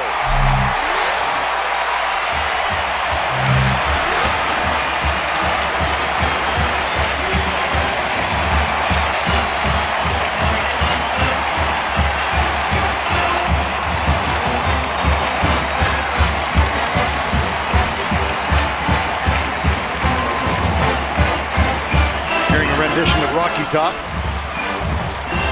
I think I've heard that a few times, but I'll tell you, that was pretty good execution. Danny McCray had decent coverage, but an absolute strike from Eric Ainge. Daniel Lincoln for the extra point to break the tie and give Tennessee the lead again. They're up 14-13.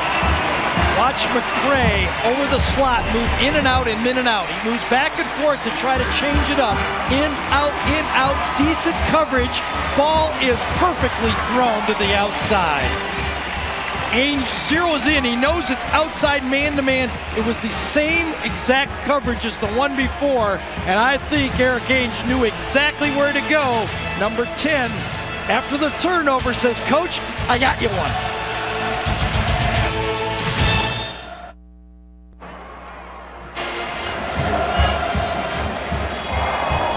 Volunteers lead at 14-13.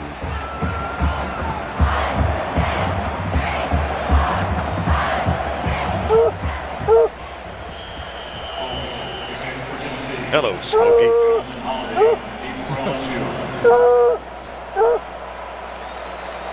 One more? Sure. Oh, gosh. Here's the kick. Chad Jones takes it at the goal line. At the 20. Oh, boy, as he popped. My goodness. Looked like Quentin Hancock might have gotten there. Ouch.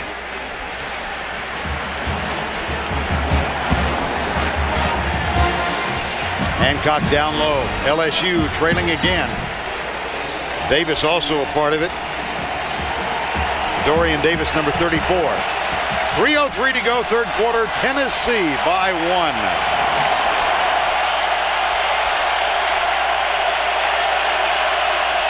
Perilou caught by Doucette, no gain. May have lost a yard. Eric Berry with the tackle. Now Red Lobster presents today's Scholar Athletes. That's dual. Austin Rogers for Tennessee, finance major, 3.35. And for Louisiana State, commitment to the investment of our future shown by donating $1,000 to each school's general scholarship fund. Toss to Hester, goes left, 3rd and 10. I'm going to tell you, Gerard Mayo didn't make the tackle on that one, but he went over there and ate up a block and allowed somebody else to make the tackle. Watch number 7. This is good middle linebacker play. He gets there, eats up the block from the fullback, and allows his teammate to make the block.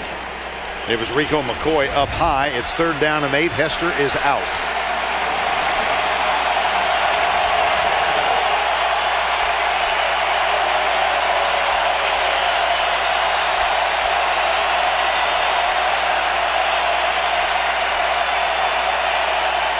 Four-man rush. Perilou rolls out under some pressure. He's got intercepted. Picked off by Eric Berry. Tennessee football at the 37-yard line.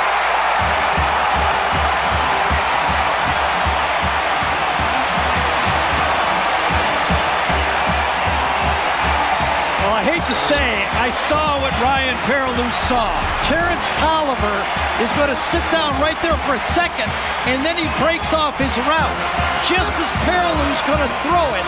Now watch, there he is. He sits down, and then he breaks off his route, and the safety sees the ball coming.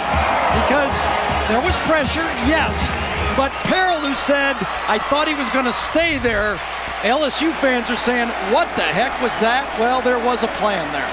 Second turnover in the last 5 minutes. Play fake. Here's Ainge rolling to his right. Nobody open. He's got to throw it away again. Well, they tried to, the old tactic of make a long strike. Get the handoff for a play action pass, see? And he goes, what happened? And then that just blew up the play because nobody knew what to do. 2nd and 10.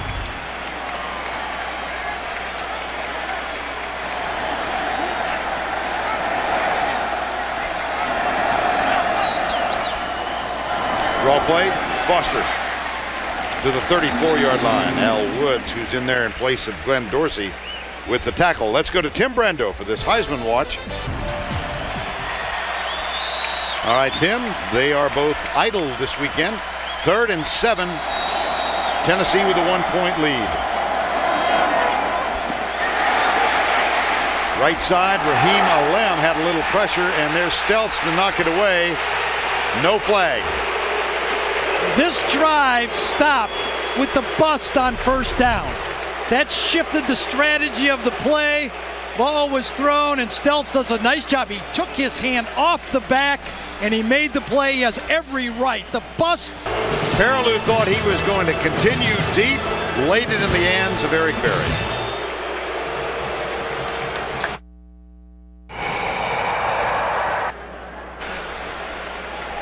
Here's Ryan Perilou on the interception, and an injury occurred on this play, Gary.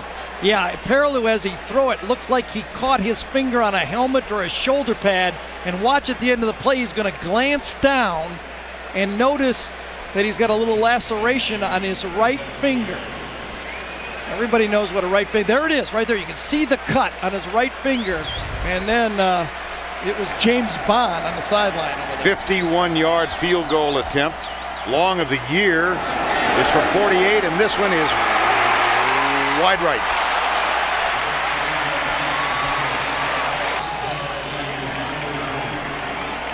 And here is Perilou with an injured finger. This was the scene on the sideline. Boy, come on, Tracy, get in there and see what's going on. Hester on first down. As they, let's go down to Tracy Wolfson. Guys, I was right behind him. Tennessee fans right now are saying, let's see if we can get one of those fumbled handoffs when Eric had his bad finger. Remember early in the year? Eric Ainge against Florida with a bad index finger. And it cost him as he tried to hand off left-handed on one particularly memorable play. Fourth quarter, we've reached the end of 3, 14-13 Tennessee. We'll return to the Georgia Dome right after this word from your local station.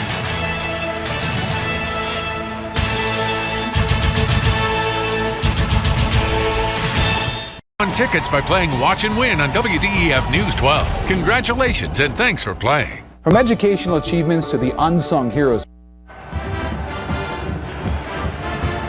We welcome you back to the Georgia Dome in Atlanta, 14-13, as we start the fourth quarter. Tennessee scored on its opening drive of the game, a couple of field goals by LSU, a 7-6 score at the half. And then LSU went up by a score of 13-7 on a touchdown, only to have Tennessee come back and take a lead on a touchdown catch by Josh Briscoe. Here's Ryan Perilou with an injured index finger on his throwing hand, throwing it away. You saw the injury sustained when he was hit after a pass. He's got that index finger heavily wrapped. How much does that affect him? Well, it has to affect you or we would all bandage our fingers. It can't make it any better, I don't think. I walked right into that. Well, let's be honest. I don't know if it affects them that much where you have to go to your third string quarterback or not. I think that they will evaluate that right away to see if it's going to affect his throwing, because clearly LSU without throwing the ball is not going to beat Tennessee in this football game. Matt Flynn has not played it down tonight, out with an injured shoulder. Glenn Dorsey tried to give it a go, but he's got a tailbone contusion, so he's out. And now... And Elix Wilson, the backup linebacker, was the injured player. He's walking off by himself, but limping a little bit.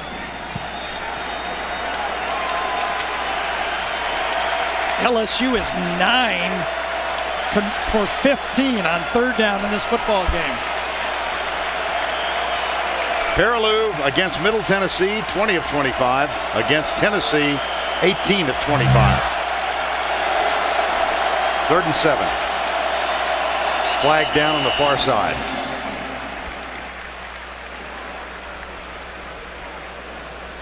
To Hester. He just flinched right in the slot right there. And so it's 3rd and 12. Incomplete, one hopper. 4th down. I don't even know if he got hit on that. I would not be shocked if we don't come back next time with Andrew Hatch. He might have did he get hit by Mayo, or did the ball just go in the ground? Take another peek.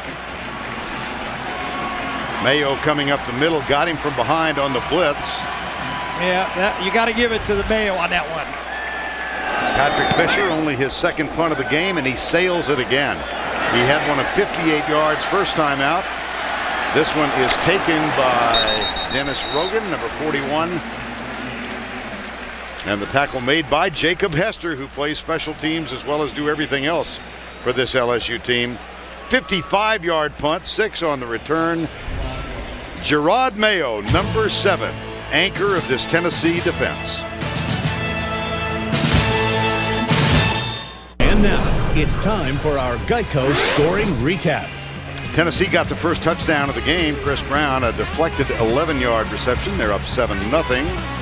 And then LSU called on Colt David, a 30-yard field goal to cut the margin to 7-3. It was David again from 30 yards out. That made it 7-6. He missed another 30-yarder as the half ended. Demetrius Byrd, a 27-yard touchdown reception from Ryan Perilou, 13-7. And then after a fumble recovery, Eric Ainge finds Josh Briscoe for the touchdown. That's where we stand at 14-13. At this moment of the game, I'm a big fan of low-scoring football. Yeah. Look at this. This is, they're tending to Ryan Perilou again.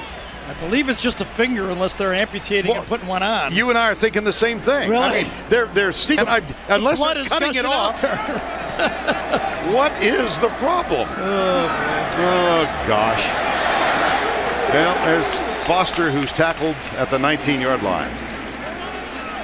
Luke Sanders. One of the goals for not letting him come up and back and up and back. Seems to me that they've done an all right job in the pass game, but not in the run game. Second down, 8. Eric Ainge rolling out. Fires it behind his intended receiver, Austin Rogers. Calling games. Back to you. Yes, indeed. And if they are going to the Sun Bowl, they're going to be welcomed by Jimmy Rogers and the crew in El Paso and have the time of their lives. Third down and 8. Ainge under pressure. It'll be fourth down. The adjustment Bo Pelini has made because of an injured Dorsey, I'll bet he would like to have it. Nothing unforeseen. LSU should have pretty good field position out of this. Colquitt. Brother Dustin punting for the Chiefs. Good protection. And here's Jones going right. Has it at the 40. Good downfield coverage. My goodness. Nick Gervais with the tackle. Backup linebacker. 13:41 to go. Tennessee leads LSU. That's the LSU coach.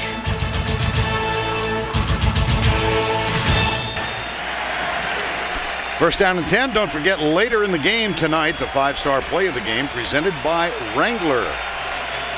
LSU trailing by 1. And they have a first down, their best field position of the game to start a drive. Draw play, Hester. A couple of yards. That Tennessee front is stiffened up, don't they?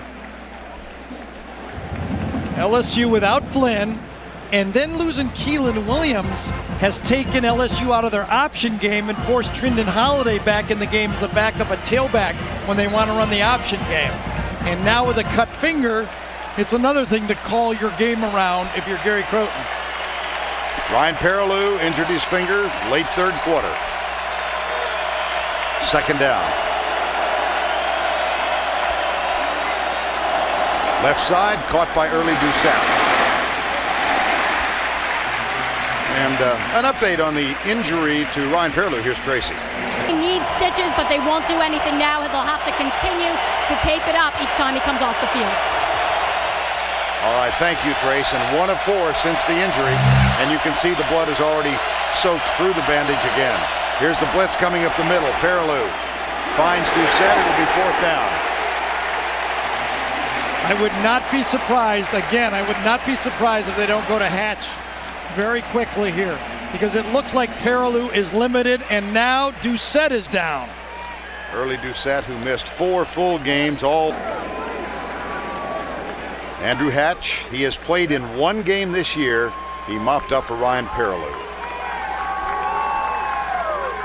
Burned by alignment, Tennessee must show LSU that if you fake it, we'll be ready, and they did do that. And here is the fake. It's caught over the middle. Quinn Johnson, number 45.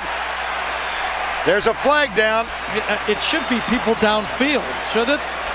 Was the ball caught behind the line of scrimmage? That'll be the key. The flag is at the 46-yard line. Quinn Johnson's second catch of the year. Was the ball caught behind the line of scrimmage? There is no foul for an eligible downfield. The pass was caught behind the line of scrimmage. The yard line is the... Quinn Johnson with the catch. His second reception of the year. Perilou, play fake. Deep left side for Bird. Man on man, too far. And he was open. Well, they ran a stud is acceptable. I mean, you can't cover these guys like a blanket, and he forced a perfect throw, and it was not. Second down and 10.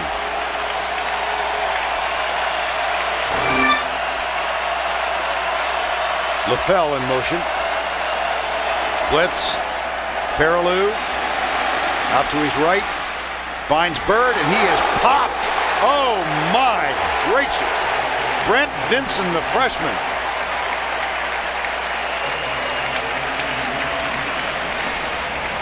Vinson gets him, but Xavier Mitchell, number 93, forces the high throw. He sees Mitchell in the way, and Vincent just levels him. Had to put a little air under it. And man, Vincent, who was a wide receiver when we did the Florida game with Tennessee, is now full-time in defensive backfield. Vincent on the left, Bird on the right. 3rd and 10. Vincent's finding that it's better to give than to receive. You're going biblical on it. LaFell hurries over to the right side, 3rd and 10.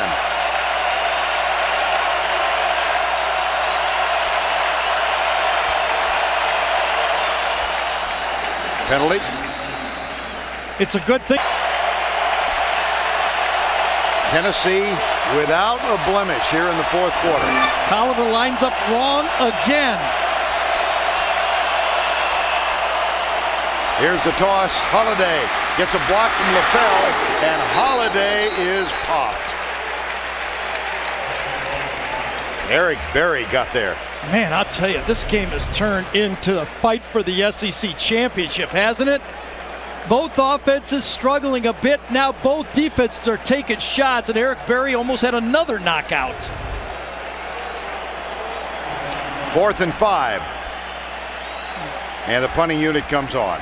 Well, it'll be a 58-yarder. I remember he tried a 57-yarder at the end of a game, but I think the better strategy here is to punt him deep. Play field position.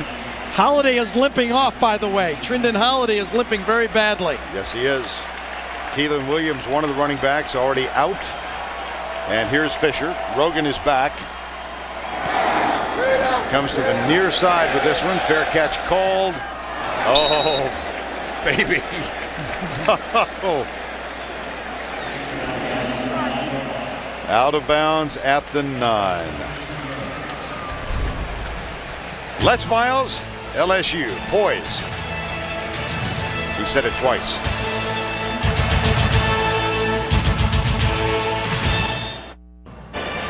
.10:50 remaining in the game. Let's go down to Tracy Wolves. Thanks, guys. A very busy LSU training staff. I was just told wide receiver Early Doucette out for the game with a right shoulder injury.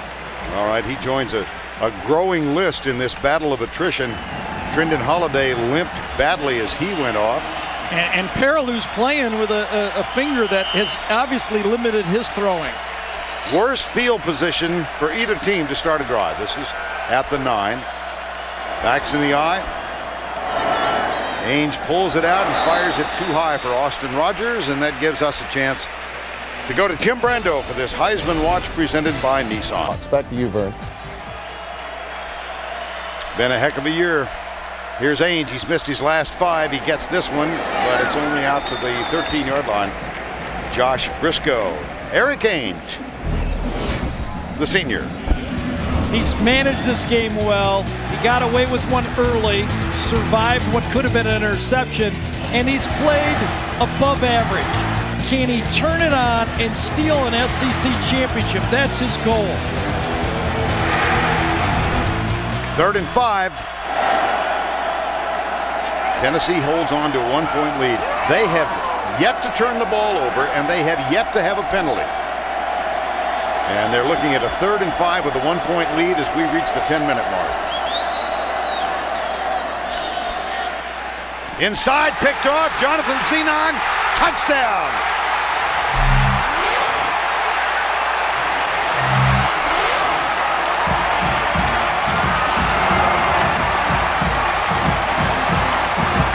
Threw to the wrong guy.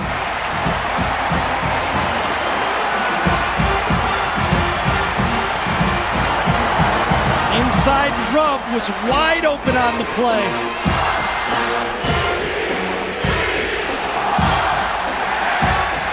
the senior from Breaux Bridge, Louisiana. Looks like LSU will go for 2.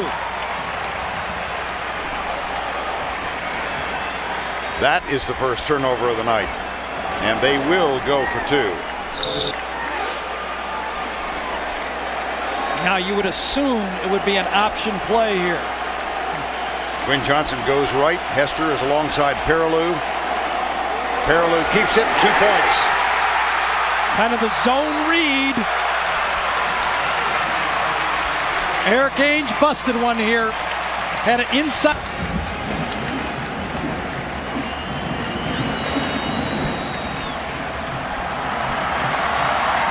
Sean Godet will kick off.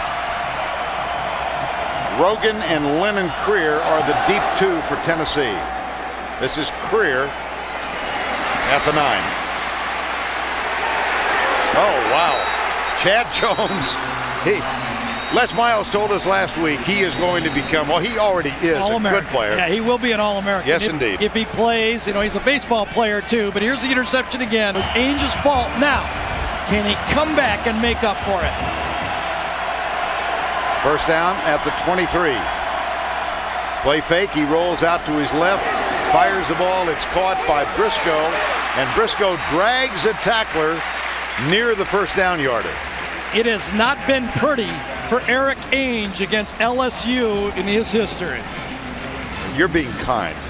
Well, remember the memorable game, of course, after Katrina. I remember him. Monday night down in New Orleans when this Tennessee team. And the bad ankle last year. Right. Now they came back and won that one, and then he missed most of last year's game with a bad ankle. It's second down and 1. Handoff. Foster appears. Well, remember that the Monday night game post-Katrina between these two, and also post-Rita, here's the pass that we're talking about. Eric Ainge in desperation throws it out. It was intercepted and an easy touchdown. Look at his career numbers against the Tigers. Yeah, but he's still in this football game, and he's got a chance. We remember Jamarcus Russell last year in that game, and he threw that 4th down pass to win it. Still a football game. Ainge goes deep. Austin Rogers, Zenon's there, tips it away, no flag. Well, I thought that there could have been a little interference on that one. Yep. Put one hand on the back. Not only could have, should have been called. Well, he didn't have as good a view as we did. That was pass interference. Second down and 10. Play fake again. Little crossing route caught by Briscoe. He's out of bounds with the first down at the 45-yard line. See, that's the matchup that Tennessee would love to have. You have Briscoe on Steltz. The big difference of the safeties here for LSU from this year to last year is they do not play good man-to-man coverage. Steltz cannot run with Briscoe. They got the matchup and they took advantage of it. Gain of 20, a first down at the 45 with 8:43 to go. At stake, a berth in the Sugar Bowl and the SEC championship. Because of the safeties, it almost forces LSU into playing zone defense. Denarius Moore, number 83, top of the screen. They come up and press him. Handoff, Foster coming to the right, chased by Beckwith, and Zenon also in there to make the tackle. All week long, will he or won't he go to Michigan, his alma mater? Talking about Les Miles. Called a rare, unusual press conference. Here's Ainge back. It's caught. Denarius Moore, number 83, and that's a first down at the 27-yard line. I'll tell you what happened here. Steltz was disguising the blitz so much that he came very late. Steltz comes late. LSU is playing a kind of a zone. See how Zenon bails because he's playing deep third. You got a zone blitz. But Steltz comes free, but he comes too deep, and he never can get the pressure on Eric Ainge before the ball is thrown. First down at the 27-yard line. It's Foster. Starts left, comes right, works his way down to the 23-yard line. Well, if you're Eric Ainge, you go, wait a second, I led him from 16 down against Vandy. I just played 4 overtimes against Kentucky. What's the big deal here? It's kind of fun. Ainge with 156 yards in this half. I love quarterbacks who come after adversity and just pick it up right from there.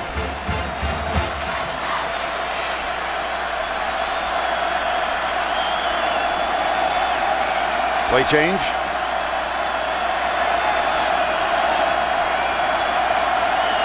LSU playing a two-deep zone here. Hand off Foster. Yard, perhaps 2. Turnover. First fumble in more than 600 carries by the LSU running backs. They converted that into a touchdown, and then just a few moments ago, Bo Pelini's cornerback, Jonathan Zenon, stepped in front of a pass that was intended for Quentin Hancock, took it in untouched, and the try for 2 was good, 21-14, with 6:32 to go. LSU has just opted to call a timeout. Philip Fulmer has to be thinking ahead here. 6:22 or 32, whatever it is, left in the game. If you don't get real close for a 4th down try, you could kick a field goal and win it late with a touchdown. Could still kick a field goal here. You do not have to go 4 down territory. Now, if they pick up 3 or 4 yards, or of course make the 1st down, you're okay. But there's still a lot of decisions to be made if you're Philip Fulmer. Hancock is wide to the left, Quentin Hancock. Foster comes up to listen to his quarterback, Eric Ainge. It's 3rd and 4.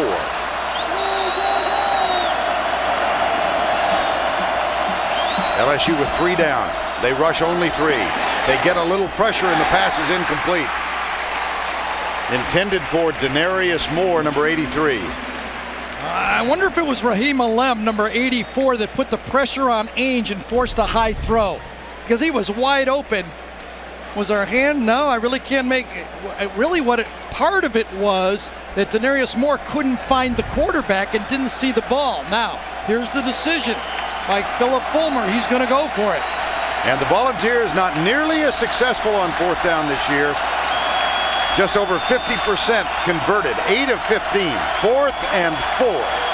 3-man line. Rush 3, drop 8. Ainge drills it, dropped.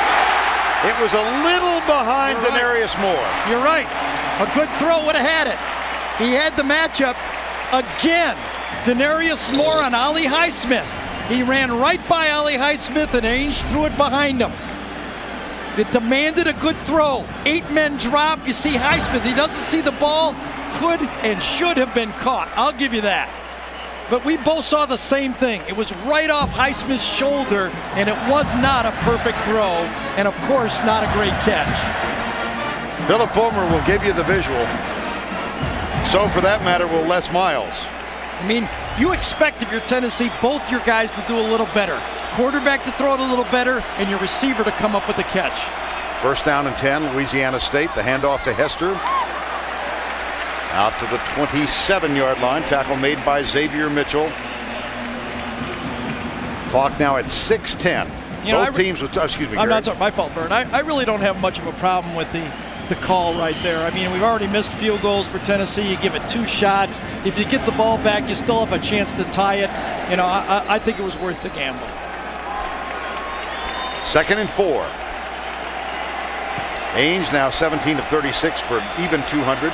Perilou has hit 2/3 of his passes, and he's played much of this half with an injured index finger on his throwing hand. Here's Hester. It'll be 3rd down.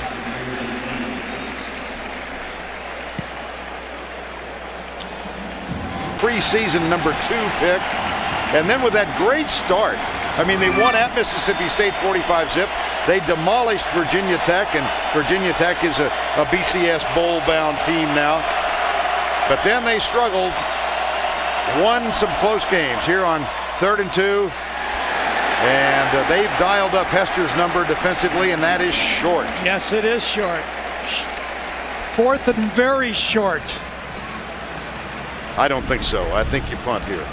Huh? I don't know. Oh, yeah, I forgot. We're dealing with Les Miles. I know. Let me call up. Did he sign the $30 million contract first? If he's got the money in the bank, maybe he goes for it. Perfect. And, of course, we're referring to the fact that Les Miles called a press conference 2 hours before this game started to say that he had agreed in principle to a contract to remain at LSU. And that's where we stand. Here's Fisher. High, Fair catch called by Rogan, and he grabs it at the 33-yard line. Little collision. One of the officials slipped and fell down, and then we had a couple of players who got into a late collision. So 36-yard punt. Well, 90 seconds to go against South Carolina. Philip Fulmer's team was trailing, and they escaped that one with a field goal in overtime. They scored 16 in the fourth quarter. Honfeld's bid for a field goal grazed an upright, and then, of course, last week they won in 4 overtimes against Kentucky.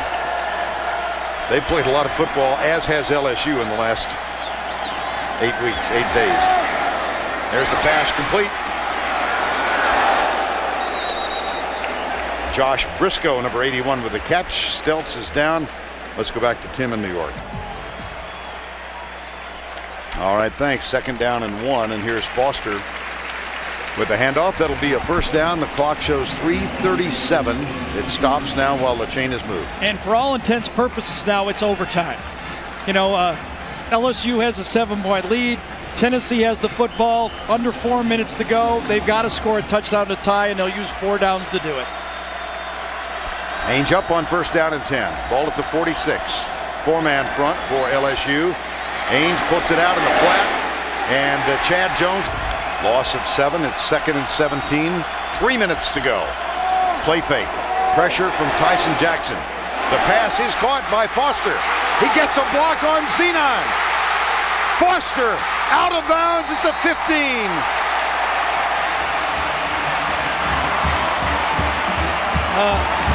The last thing I checked is this is the SEC, right? Yeah. It's going to go right down to the end. I mean, it's getting to be like NBA basketball here. Fake it and then throw it to the same guy. You had a defensive tackle spying on the running back, and the defensive tackle could not do it. Good block downfield on Zenon, and Foster takes it right down and puts it in the scoring zone. That block was by Quentin Hancock, number 87. First down at the 15 after the 47-yard play. Ainge with a play fake, fires it, intercepted. Picked off by Gary Beckwith. In his 2nd start of the season for 243. 1 touchdown, 1 interception, and much of this half playing with an injured index finger on his right hand. Oh, look at this. Perillou's got it. Still running, and he's out last. Now, I'll tell you what's going to happen. Because Perilou did not go out of bounds, it looks like LSU will have to punt the ball with 15 seconds to go, roughly. Had he not gone out of bounds, the game would be over right now. That's assuming no more first downs. That's correct. Yeah. So Tennessee has used its last time out. 1:42 to go. I played on one of those teams that never got the first down in this situation. So we have I can tell you, earlier this season, that's a gain of 20. You never would have thought that LSU would put the ball in the air. They really didn't forward.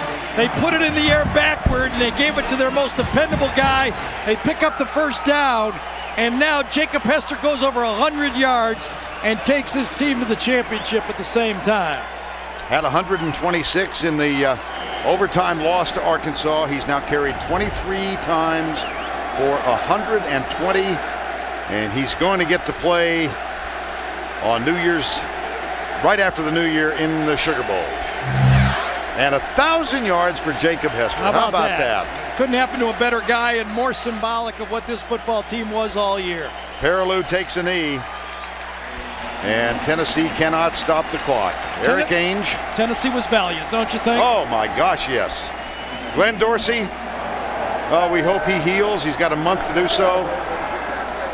I agree with you, Gary. It was that chop block against Auburn that changed the nature of the season for this LSU team. I absolutely believe that they would be playing for the national championship without that chop block. Bradley Dale Pivito, the linebacker coach, with a hug for Les Miles. Glenn Dorsey, Marlon Favorite, number 99. This is a team that has lost twice this year, both times in triple overtime. They lost at Kentucky. They lost to Arkansas. But they come to Atlanta, and Les Miles, on the day he announced his intention to remain at LSU, out in the center of the field.